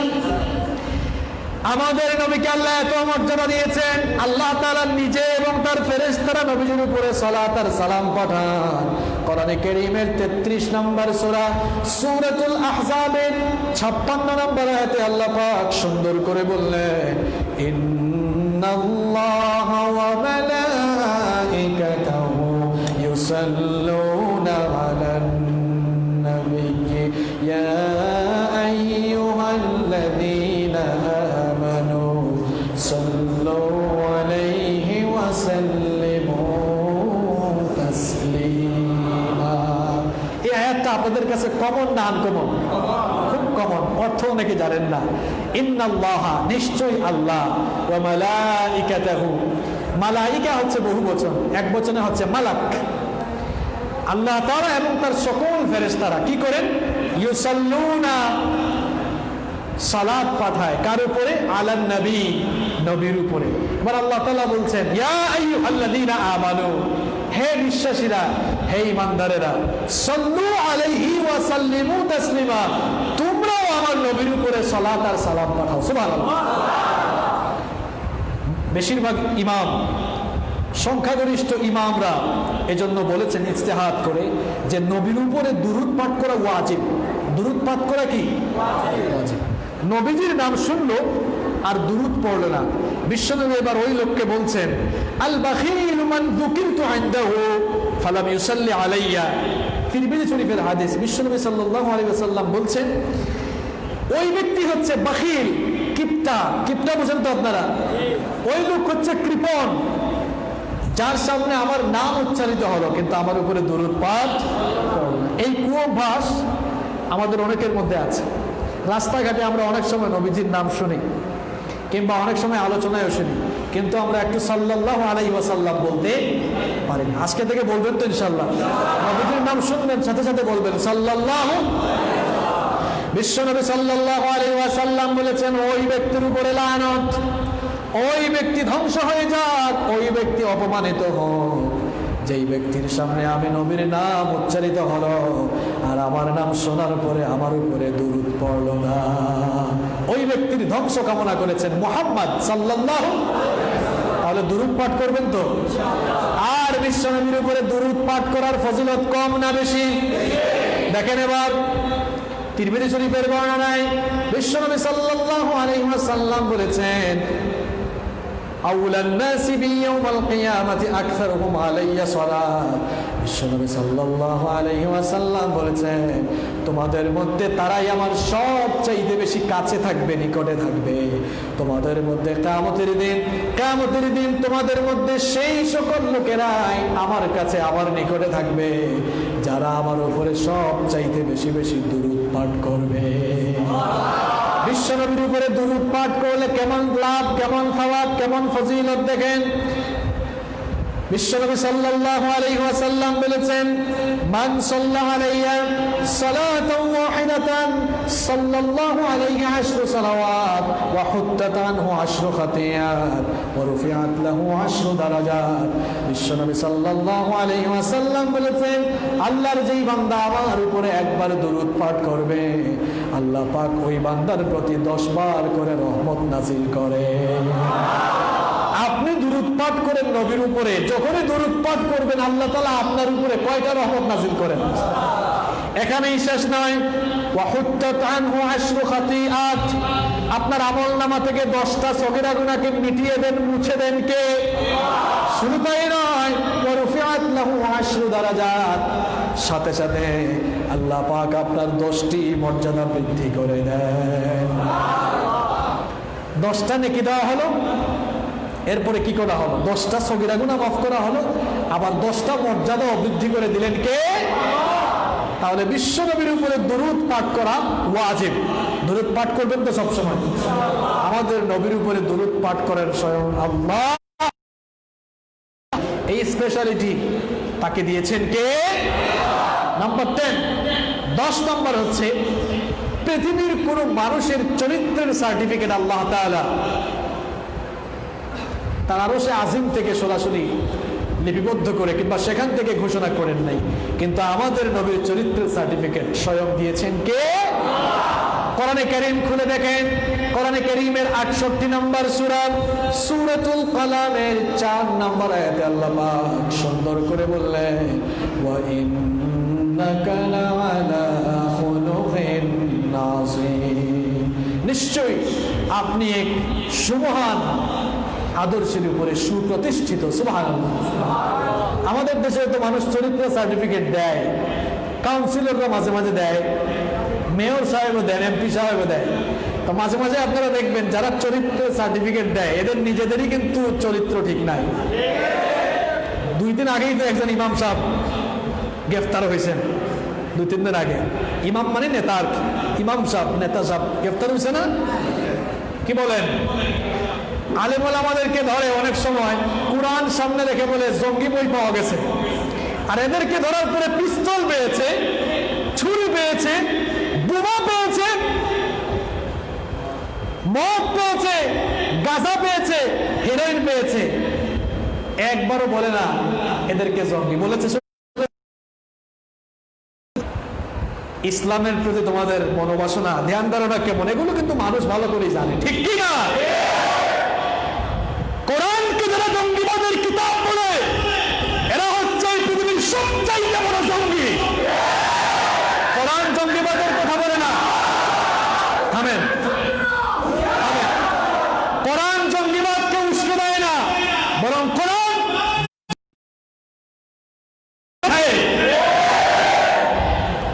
কখনো জঙ্গিবাদকে উস্কে দেয় না, বরং কোরআন সন্ত্রাস মুক্ত সমাজ গঠনের কথা বলে, ঠিক কিনা? ইমাম সাহেবকে দেখছেন তো আপনারা? হ্যাঁ, টেলিভিশনে দেখানো হচ্ছে না? কাউন্সিলর, কিন্তু এরাই কাউন্সিলর থাকাকালীন অনেক মানুষকে চরিত্রের সার্টিফিকেট দিয়েছে। নিজের চরিত্র ঠিক আছে তার? কথা কন না কেন? নিজের চরিত্র ঠিক আছে? নিজের চরিত্র তো ঠিক নাই। আমাদের নবীর চরিত্রের সার্টিফিকেট নাই, দিয়েছেন কে? এমন এক চরিত্র তার নবীকে আল্লাহ দিলেন যেই চরিত্রের ভেতরে মানব চরিত্রের সকল দিক এবং বিভাগে অনুকরণীয় আদর্শ আল্লাহ রেখে দিয়েছেন। এই জন্য কোরআনে কারীমের 33 নম্বর সূরা সূরাতুল আহজাবের 21 নম্বর আয়াতে আল্লাহ বলছেন, আপনাদের সবার পরিচিত আয়াতটি পড়েন আমার সাথে, লাকাদ কানা লাকুম ফি রাসূলিল্লাহি উসওয়াতুন হাসানাতুন লিমান কানা ইয়ারজুল্লাহা ওয়াল ইয়াউমাল আখির ওয়া যাকারাল্লাহা কাসীরা। আল্লাহ পাক বলেন, তোমাদের মধ্যে যারা আল্লাহ আর আখিরাত দিবসের আশা রাখে তাদের জন্য আমার নবীর জীবনের ভেতরেই রয়েছে সর্বোত্তম আদর্শের নমুনা। বিশ্ব নবীর জীবনের ভেতরে সকল আছে না নাই? As a child, as a young, as a father, as a teacher, as a leader, as a grandfather, as a husband, as a commander, as a reformer of the society, Muhammad is the Superman of the world. Subhanallah. এটা আমাদের কোনো কথা নয়। আপনি অনলাইনে search করেন, গুগলে যান, দেখেন বিশ্বনবীর বায়োগ্রাফি, বিশ্বনবীর জীবনী পড়ে পড়ে অমুসলিম পণ্ডিতরা এত চমৎকার চমৎকার কমেন্ট করেছে, আপনি অবাক হয়ে যাবেন। গুগলে সার্চ করেন, দেখেন সকল ধর্মের ধর্মীয় পণ্ডিত, পৃথিবীর ঐতিহাসিক পণ্ডিতরা বিশ্বনবীর বায়োগ্রাফি, বিশ্বনবীর জীবনী পড়ে কি বিস্ময়কর বিস্ময়কর কমেন্ট করেছে। দেখেন হিন্দুদের অবস্থা কি। মহাত্মা গান্ধী নাম শুনেছেন আপনারা? তাকে বলা হয় ফাদার অফ ইন্ডিয়া। ব্রিটিশ বিরোধী আন্দোলনের অন্যতম পুরোধা ছিলেন মহাত্মা গান্ধী। রাসূল করিম সাল্লাল্লাহু আলাইহি ওয়াসাল্লামের জীবনী পড়লেন। রাসূল করিম সাল্লাল্লাহু আলাইহি ওয়াসাল্লামের জীবনী পড়ে তিনি কমেন্ট করে বসলেন, এতদিন আমি শুনেছি যে ইসলাম পৃথিবীতে তরবারের মাধ্যমে এসেছে, কিন্তু আমি মুহাম্মদ পড়েন সাল্লাল্লাহু আলাইহি ওয়াসাল্লামের জীবনী পড়ে দেখলাম ইসলাম didn't come through the sword in this world. পৃথিবীতে ইসলাম তরবারের মাধ্যমে আসে নাই। আমি তার জীবনী পড়ে দেখেছি মুহাম্মদের চারিত্রিক সুভাষের মাধ্যমে পৃথিবীতে ইসলাম ছড়িয়ে গিয়েছে। সুবহানাল্লাহ। এটা আমার কথা নয়, আপনি সার্চ করবেন comment of Mahatma Gandhi about prophet Muhammad সাল্লাল্লাহু আলাইহি ওয়াসাল্লাম, এগুলো লিখবেন, সার্চ করবেন, সব আসবে। তিনি আরো বলেছেন, I have studied lot of biographies in my life, but the biography of Prophet Muhammad was a unique, unparalleled and fantastic biography which I have ever read. তিনি বললেন, পৃথিবীতে আমি বহু মানুষের জীবনী পড়লাম, কিন্তু মুহাম্মাদের জীবনী পড়ে আমার কাছে মনে হলো তিনি হচ্ছেন ইউনিক, আনপ্যারালাল এবং ফ্যান্টাস্টিক একজন পারসন। অর্থাৎ তিনি হচ্ছেন অনন্য, অতুলনীয় বৈশিষ্ট্যের অধিকারী, যার সাথে পৃথিবীর কোনো মানুষের তুলনাই চলে না। এটা তো মুসলমানদের কোনো কথা নয়, এটা হিন্দুদের কথা। দেখেন বৌদ্ধ ধর্মের একজন ধর্মীয় গুরু দালাই লামা, যিনি তিব্বতের প্রধান ধর্মীয় গুরু ছিলেন, তিনি রাসূল করিম সাল্লাল্লাহু আলাইহি ওয়াসাল্লামের জীবনী পড়লেন। জীবনী পড়ে তিনি বললেন, prophet Muhammad is the best example for the entire humanity. তিনি বললেন, প্রফেট মুহাম্মদ, নবী মুহাম্মদ হচ্ছেন পৃথিবীর সকল মানুষের জন্য সবচাইতে উত্তম, সবচাইতে ভালো একটি দৃষ্টান্ত। সুবহানাল্লাহ। তিনি হচ্ছেন পৃথিবীর মানবতার জন্য সবচাইতে উত্তম দৃষ্টান্ত। তিনি বললেন, we should follow the path which shown by the prophet Muhammad to get global peace. তিনি বললেন, যদি আমরা শান্তিময় বিশ্ব পেতে চাই তাহলে সবার উচিত হবে মুহাম্মদের দেখানো পথকে মেনে চলা। এটা তো কোনো মুসলিমের কথা নয়, বৌদ্ধরা বলছে। দেখেন খ্রিস্টানরা কি বলছে। মাইকেল এইচ হার্ট নাম শুনেছেন আপনারা? অনেকে চিনবেন, ওই যে সে একটা বইও লিখেছে, দি 100, বিশ্বের শ্রেষ্ঠ 100 মনীষীর জীবনী, একটা বই লিখেছে না? সেখানে ranking of the most influential persons in history, ইতিহাসের সেরা 100 জন মনীষীর জীবনী সেখানে সে উল্লেখ করেছে। 100 জন মনীষীর জীবনী উল্লেখ করতে গিয়ে সিরিয়ালি সবার আগে যাকে রেখেছে সে কিন্তু খ্রিস্টান। চাইলে সে তাদের যীশু খ্রিস্ট অর্থাৎ ঈসা আলাইহিস সালামের নামটা উপরে রাখতে পারত, কিন্তু রাখে নাই, না রেখে সবার উপরে রেখেছে মুহাম্মদ সাল্লাল্লাহু আলাইহি ওয়াসাল্লাম। যখন এই বইটা সে লিখলো, আপনারা শুধু এই বইটা পড়েন, এই বইটা লেখার পর খ্রিস্টানরা তার অনেক সমালোচনা করেছে, বললো মাইকেল এই ছাড়ে কি কাজ করলো, একজন খ্রিস্টান হয়ে মুসলমান ধর্মের নবীকে সবার উপরে সে স্থান দিল, এটা তো ঠিক হলো না।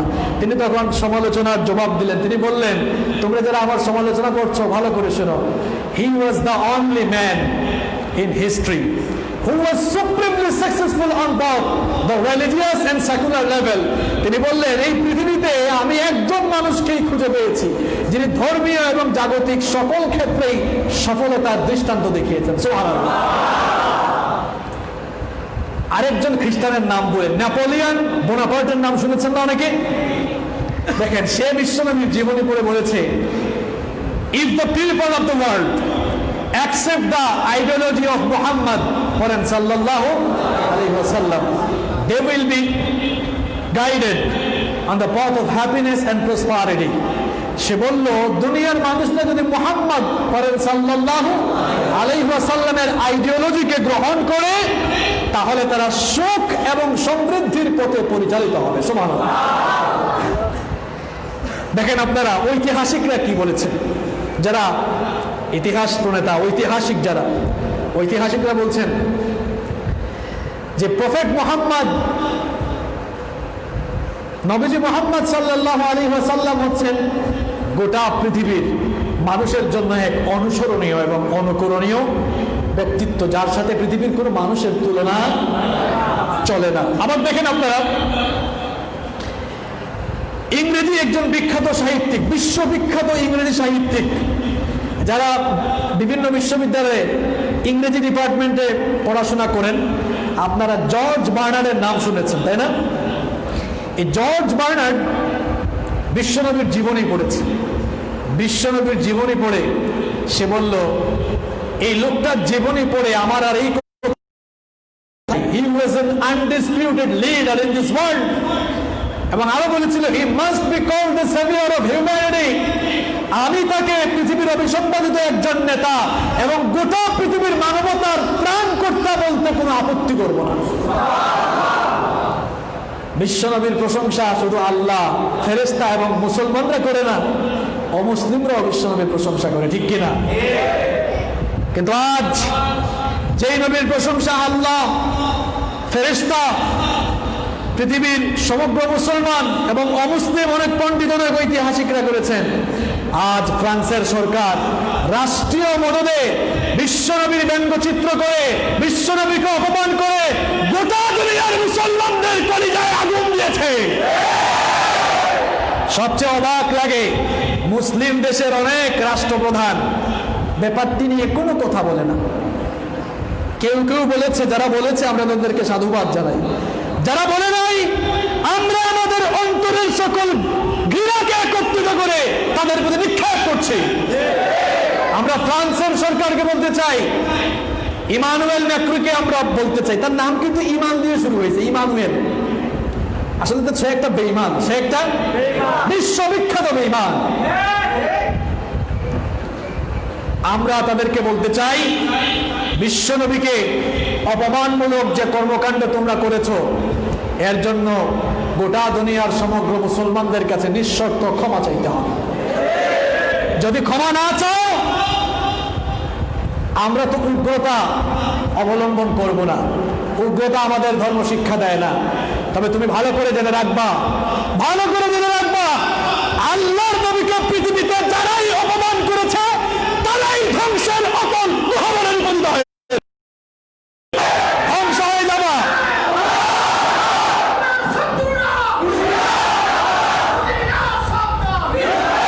আগুন নিয়ে খেলা করবো না, আগুন নিয়ে খেলা করবো না, নইলে সেই আগুনে পুড়ে নিজেরাই তোমরা জলে পুড়ে ছাড়।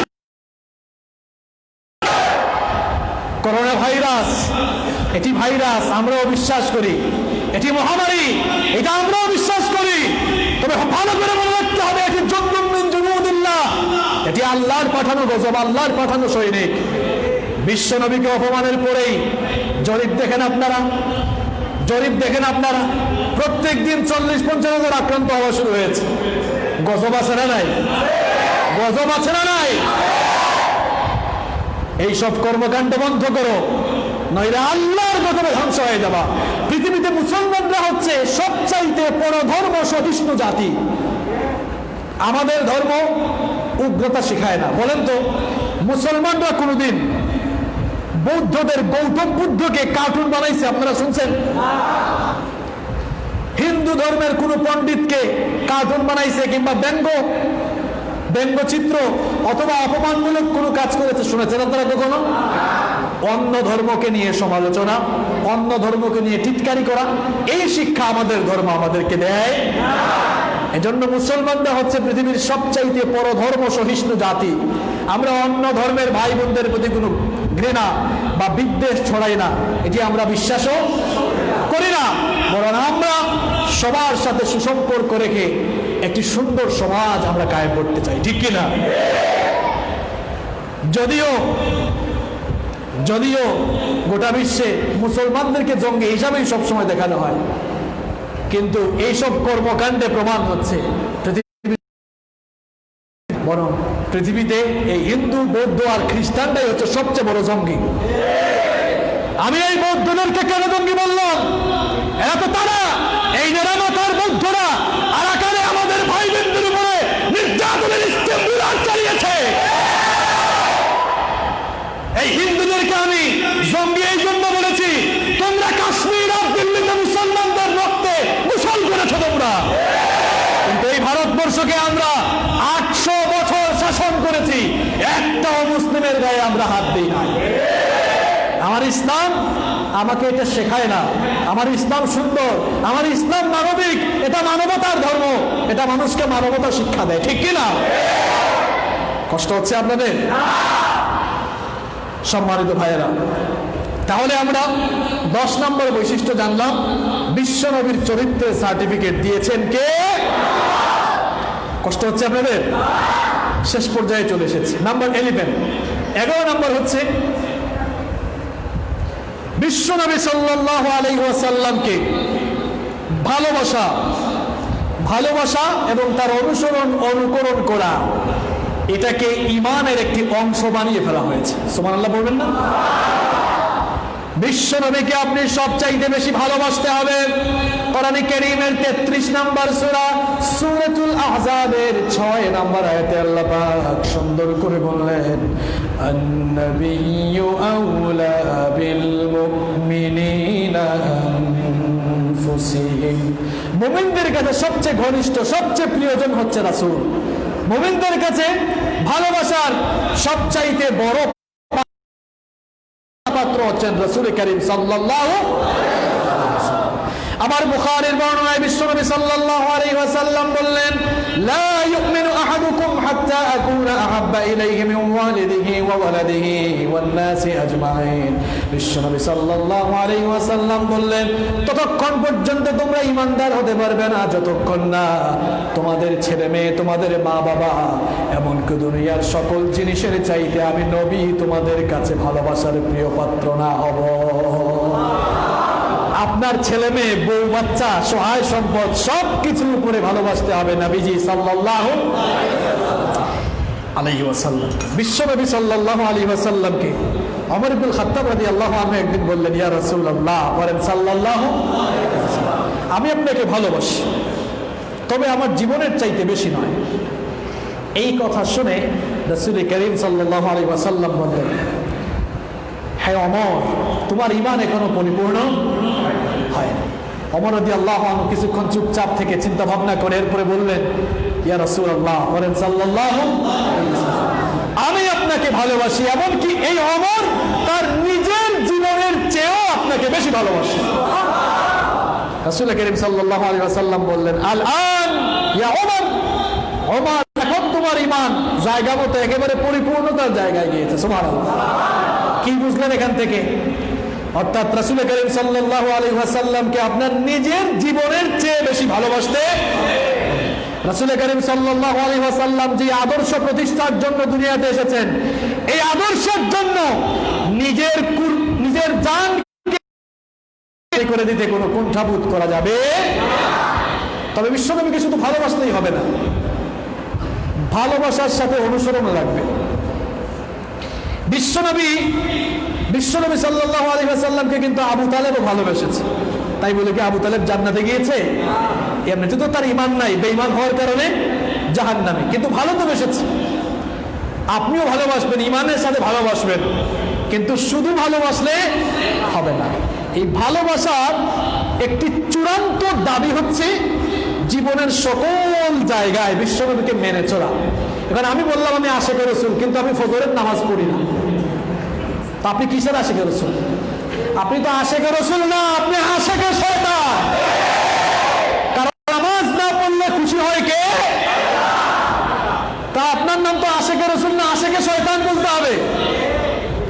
আপনি বলেন আশিকে রাসূল, কিন্তু আপনি সুদী কারবারের সাথে সম্পৃক্ত, আপনি তো আশিকে শয়তান।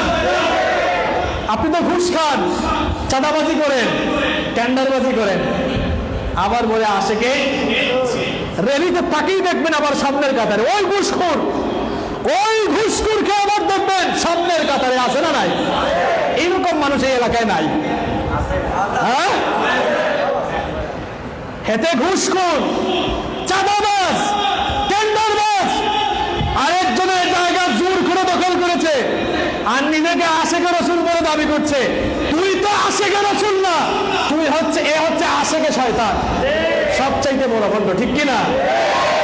অন্যের জায়গা জমি জোর করে দখল করা, এটা করা যাবে? তাহলে ভালোবাসার চূড়ান্ত দাবি হচ্ছে সব জায়গায় বিশ্বনবীকে মেনে চলা। আর বিশ্বনবী সাল্লাল্লাহু আলাইহি ওয়াসাল্লামকে কোরআনে কারীমের 3 নম্বর সূরা আলে ইমরানের 31 নম্বর আয়াতে আল্লাহ পাক বলছেন, কুল ইন কুনতুম তুহিব্বুনাল্লাহা ফাত্তাবিউনি ইউহিব্বুকুমুল্লাহ ওয়া ইয়াগফির লাকুম যুনুবাকুম ওয়াল্লাহু গফুরুর রহিম। আল্লাহ পাক বলেন, তোমরা যদি আল্লাহকে ভালোবাসতে চাও, আমরা আল্লাহর ভালোবাসা পেতে এবং আল্লাহকে ভালোবাসা দিতে রাজি আছি না নাই? আল্লাহর ভালোবাসা যদি তোমরা চাও, আল্লাহকে যদি ভালোবাসতে চাও, তাহলে শোনো, ফাত্তাবিউনি, আমার নবীকে, অর্থাৎ আমার নবীকে অনুসরণ করো। নবীকে যদি অনুসরণ করো, জীবনের সব জায়গায় যদি অনুসরণ আর অনুকরণ করে নবীকে মেনে চলো, আল্লাহকে ভালোবাসা দেওয়া লাগবে না। ইউহিব্বুকুমুল্লাহ, আল্লাহ পাক নিজেই তোমাদেরকে ভালোবাসবেন। আল্লাহ যখন তোমাদেরকে ভালোবাসবেন তখন কি করবেন?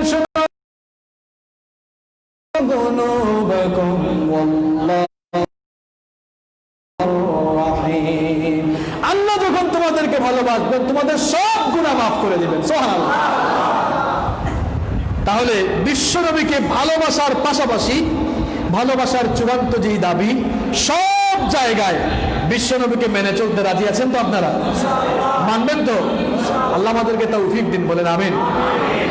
নাম্বার 12, 12 নম্বর বৈশিষ্ট্য বা 12 নম্বর মর্যাদা হচ্ছে, পৃথিবীর কোন নবীর কিসমতে যেই জিনিসটা হয় নাই, আমাদের নবীর জীবনে আমাদের নবীদের জন্য সেই কিসমতটা হয়েছে, সেই সৌভাগ্য হয়েছে।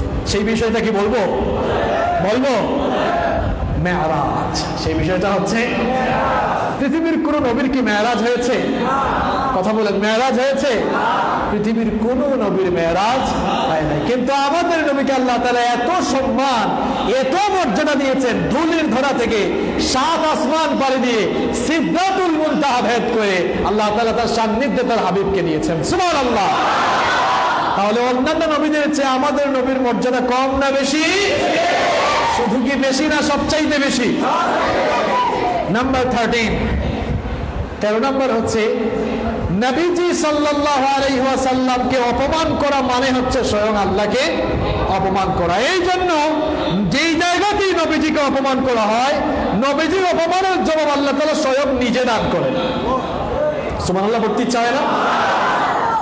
সেটা যে কোনো ভাবেই হোক, ওহী নাযিল করে হোক অথবা গজব দিয়ে হোক, সেটা করেন কে? দেখেন, বিশ্বনবী সাল্লাল্লাহু আলাইহি ওয়াসাল্লামকে নবুয়ত দেওয়ার পর প্রকাশ্যে কালিমার দাওয়াত দেওয়ার অর্ডার যখন আল্লাহ পাক বিশ্বনবীকে যখন প্রকাশ্যে কালিমার দাওয়াত দেওয়ার অর্ডার দেওয়া হলো, বিশ্বনবী সাল্লাল্লাহু আলাইহি ওয়াসাল্লাম তখন সাফা পাহাড়ে আরোহণ করলেন।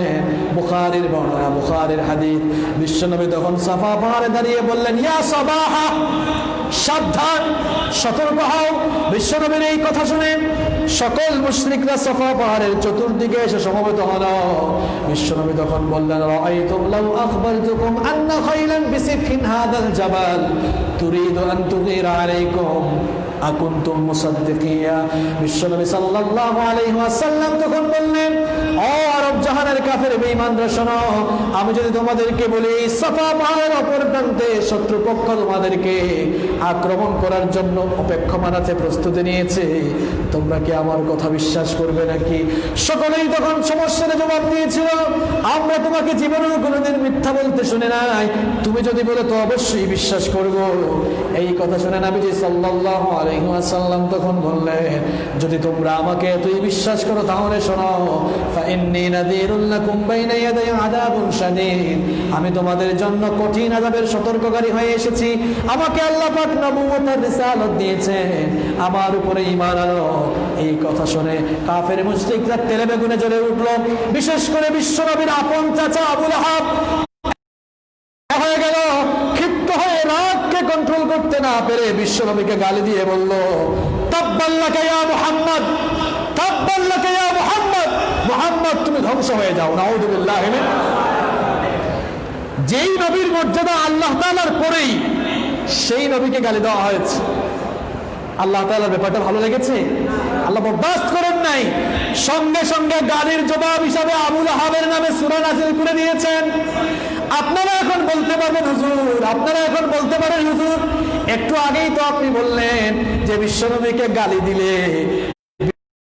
করলে আল্লাহ জবাব দেন, কিন্তু এই যুগে তো আর ওহী আসবে না, তাইলে এখন আল্লাহ কেমনে জবাব দিবেন? প্রিয় ভাইয়েরা, আপনার প্রশ্নের উত্তরে বলবো, আল্লাহ পাক যখন কোনো আয়াত বা সূরা নাজিল করেন, এটা শুধু ওই সময়ের জন্য নাজিল করেন না, পর্যন্ত কিয়ামত পর্যন্ত সকল যুগের চাহিদা এই আয়াত মিটাবে। সুতরাং আজ যারা বিশ্বনবীকে অপমান করে, বিশ্বনবীর অপমানকারীদের জন্য কিন্তু আল্লাহ কোরআনে একটি সূরাও দিয়েছেন। সেই সূরার নাম সূরা লাহাব। সেই সূরার নাম কি?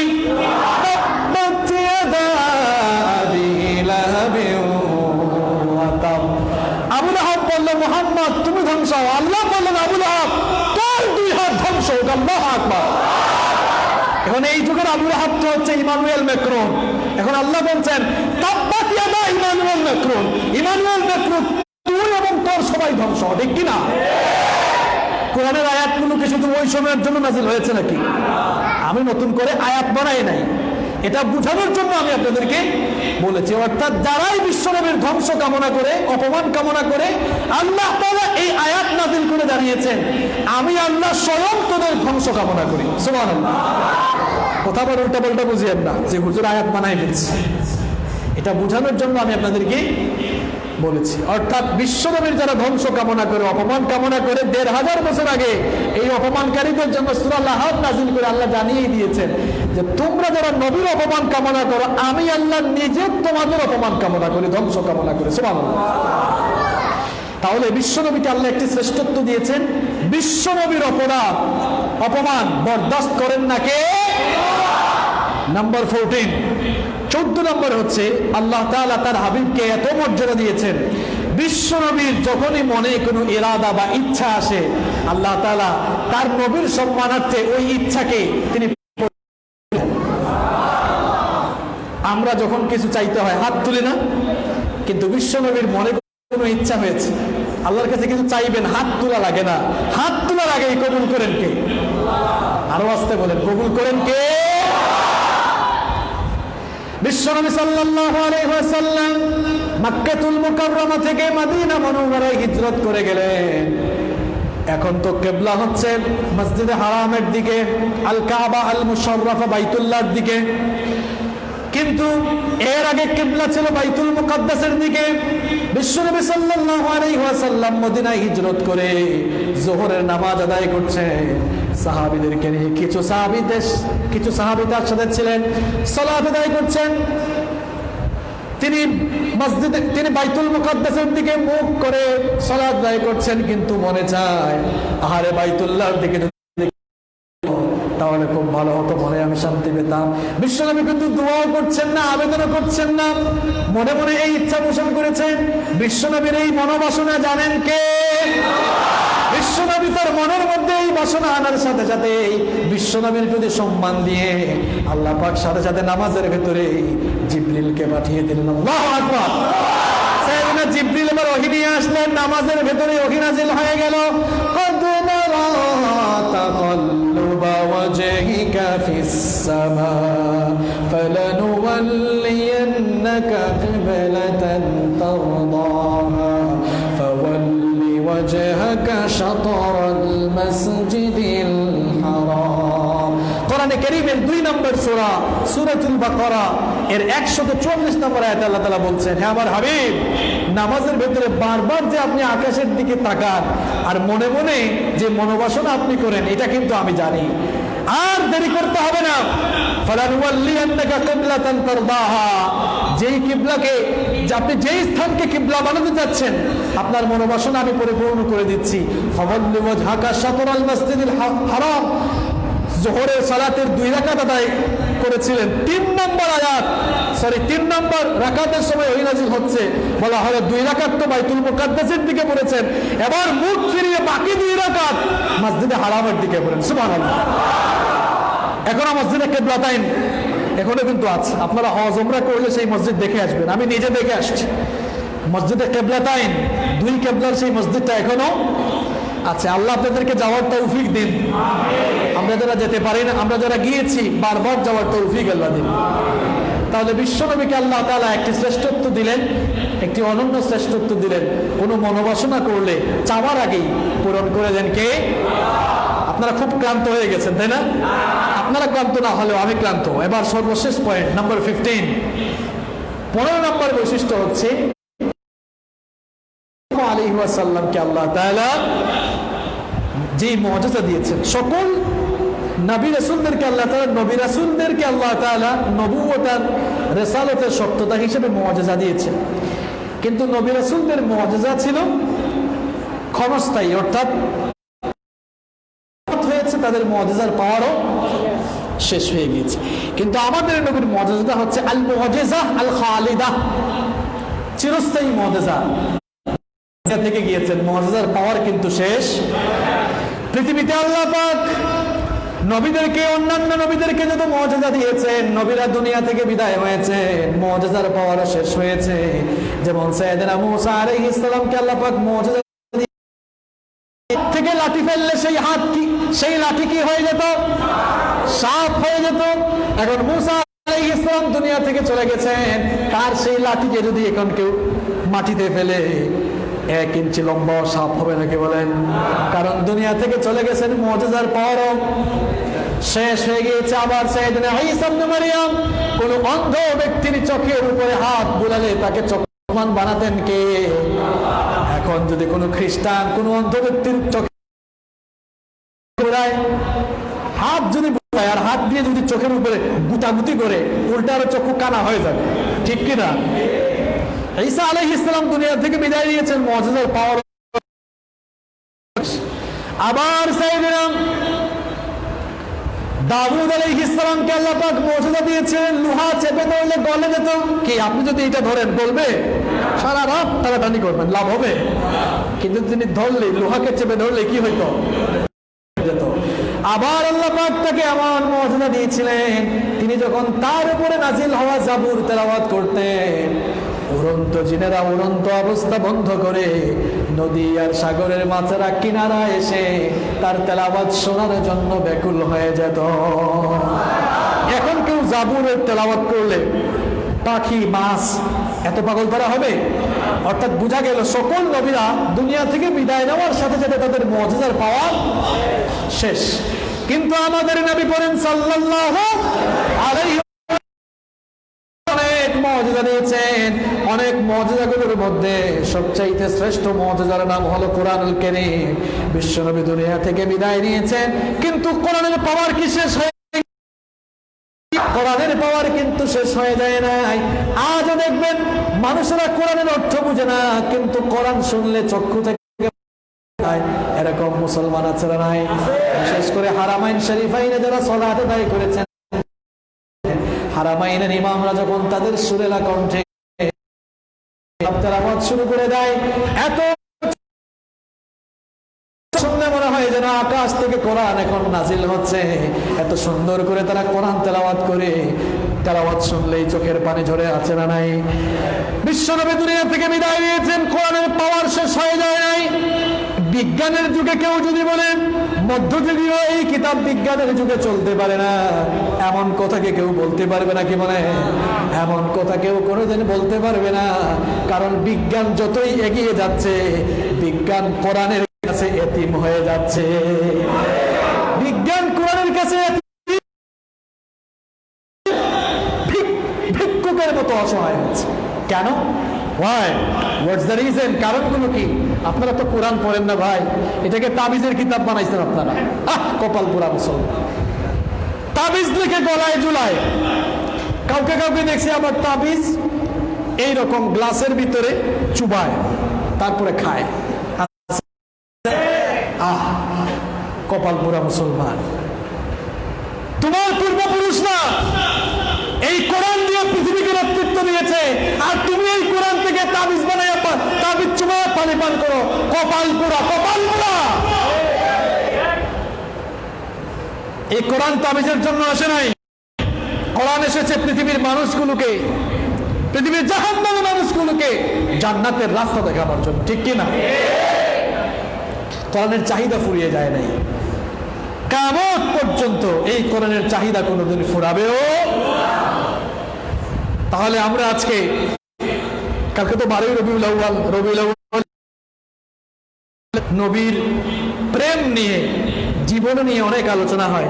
আমরাও অনেক আলোচনা করেছি। ভাবলাম আজকে একটু ব্যতিক্রম ধর্মী আলোচনা করি। এই যে বিশ্বনবীকে আল্লাহ তাআলা যে বৈশিষ্ট্য দিলেন, যে মর্যাদাগুলো দিলেন, এই মর্যাদাগুলো পৃথিবীর অন্য কোন নবীকে আল্লাহ দিয়েছেন? কথা বলেন, দিয়েছেন? কয়টা বৈশিষ্ট্য, কয়টা মর্যাদার কথা বলেছে মনে আছে আপনাদের?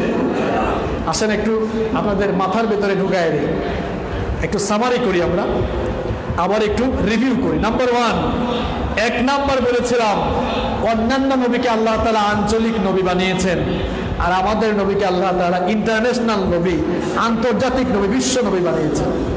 নাম্বার 2 নাম্বার হচ্ছে অন্যান্য নবীদেরকে আল্লাহ তাআলা আঞ্চলিক নেতা বানিয়েছেন, আর আমাদের নবীকে আল্লাহ তাআলা বিশ্ব নেতা, তার পাশাপাশি ইমামুল মুরসালিন, নবীদের রাসূলদের নেতাও আল্লাহ তাকে বানিয়েছেন। নাম্বার 3, এরপরে 3 নাম্বার বলেছিলাম অন্যান্য নবীদেরকে আল্লাহ তাআলা নাম ধরে ধরে ডেকেছেন, নবীকে আল্লাহ তাআলা একবারও নাম ধরে ডাকেন নাই। নাম্বার 4 নাম্বার বলেছিলাম আমাদের নবীর মাধ্যমে আল্লাহ তাআলা নবুয়তের দরজাকে লক করে দিয়েছেন, বন্ধ করে দিয়েছেন। নাম্বার 5 নাম্বারে বলেছিলাম পৃথিবীর সমস্ত নবীদের কোয়ালিটিগুলোকে একত্রিত করে আল্লাহ তাআলা আমাদের নবীকে দান করেছেন। সুবহানাল্লাহ। নাম্বার 6 নম্বরে বলেছিলাম আমাদের নবীকে আল্লাহ তাআলা সাহিবুল কাউসার, অর্থাৎ কাউসারের মালিক বানিয়েছেন। সুবহানাল্লাহ। নাম্বার 7 নম্বর বলেছিলাম আমাদের নবী হচ্ছেন আউয়ালু শাফিউ ওয়া আউয়ালু মুশাফফা, প্রথম শাফায়াতকারী এবং প্রথম তার শাফায়াত, তার সুপারিশই কবুল হবে। নাম্বার 8 নম্বর বলেছিলাম তিনি জান্নাতের দরজা খুলবেন, তিনি ছাড়া জান্নাতের দরজা কেউ খুলতে পারবে না। নাম্বার 9 নম্বরে বলেছিলাম বিশ্ব নবীর উপরে দুরূদ, সালাত, সালাম পাঠান স্বয়ং আল্লাহ এবং তার ফেরেশতারা, এবং আমাদের জন্য দুরূদ পাঠ ওয়াজিব করে দেয়া হয়েছে। নাম্বার 10 নম্বর বলেছিলাম বিশ্ব নবীর চরিত্রের সার্টিফিকেট দিয়েছেন স্বয়ং। নাম্বার 11 নম্বরে বলেছিলাম তাকে অনুসরণ, অনুকরণ করা, এটা হচ্ছে ঈমানের একটি অবিচ্ছেদ্য অংশ। শুধু আপনি আল্লাহর উপর ঈমান আনলেন, আখিরাতের উপর ঈমান আনলেন, ফেরেশতার উপর ঈমান আনলেন, তাকদীরের উপর ঈমান আনলেন, কিন্তু নবী আসলেন না, নবীজিকে অনুকরণ করলেন। আবার এখানে আরেকটা কথা বলে রাখি, শুধু নবীজির আশেক হইলেন, এই আশেক মাসুক হইয়া লাভ নাই যদি না আপনি অনুকরণ না করেন। এই জন্য আলোচনার ভেতরে বলেছিলাম ভালোবাসার চূড়ান্ত দাবি হচ্ছে জায়গায় বিশ্ব নবীকে মেনে চলা। এরপরে নাম্বার 12, 12 নম্বর বলেছিলাম পৃথিবীর কোন নবীর কপালে, কোন নবীর নসিব মেরাজ হয় নাই, হয়েছে? কিন্তু নবীজি সাল্লাল্লাহু আলাইহি সাল্লামকে আল্লাহ তাআলা মেরাজের সৌভাগ্য দিয়েছেন। নাম্বার 13, 13 নম্বর বলেছিলাম নবীজিকে অপমানকারীর জবাবদাতা স্বয়ং হয়ে যান কে? 14, 14 নম্বর বলেছিলাম নবীজি কোনো মনোবাসনা করলেই সেই মনোবাসনা করা মাত্রই সেটা পূরণ করেন কে? এরপরে নাম্বার 15, 15 নম্বর বলেছিলাম অন্যান্য নবীদের মুআজিজাগুলো ছিল ক্ষণস্থায়ী, আর আমাদের নবীর মুআজিজা হচ্ছে চিরস্থায়ী। সম্মানিত ভাইয়েরা, তাহলে যেই নবীর এত মর্যাদা, সেই নবীকে আমাদের জীবনের সকল ক্ষেত্রে মানার দরকার আছে না নাই? আসেন আজকের এই মাহফিল থেকে আমরা এই প্রতিজ্ঞা গ্রহণ করি, আমাদের শেষ নিঃশ্বাস ত্যাগ করার আগ পর্যন্ত, জীবনের শেষ নিঃশ্বাস ত্যাগ করার আগ পর্যন্ত আমরা নবীজি সাল্লাল্লাহু আলাইহি ওয়াসাল্লামকে মেনে চলবো। বিশ্বনবীকে মেনে চলতে গিয়ে, বিশ্বনবীর আদর্শ দুনিয়ায় প্রতিষ্ঠা করতে গিয়ে আমাদের যদি রক্ত দেওয়ার দরকার হয়, জান মাল দেওয়ার দরকার হয়, কিংবা জীবন দেওয়ার দরকার হয়, কারা কারা দিতে রাজি আছেন? একটু হাত তুলে দেখান তো। মাশাআল্লাহ, আল্লাহ আপনাদের হাতগুলোকে কবুল করেন, বলে আমিন। সভাপতি সাহেব অথবা মাহফিলের কমিটির কোনো বক্তব্য থাকলে আমরা শুনবো, না থাকলে তো আমরা সরাসরি মোনাজাতে চলে যাবো। বা আপনাদের কোনো কর্মকাণ্ড আছে? মিলাদ করবেন না? ঠিক আছে।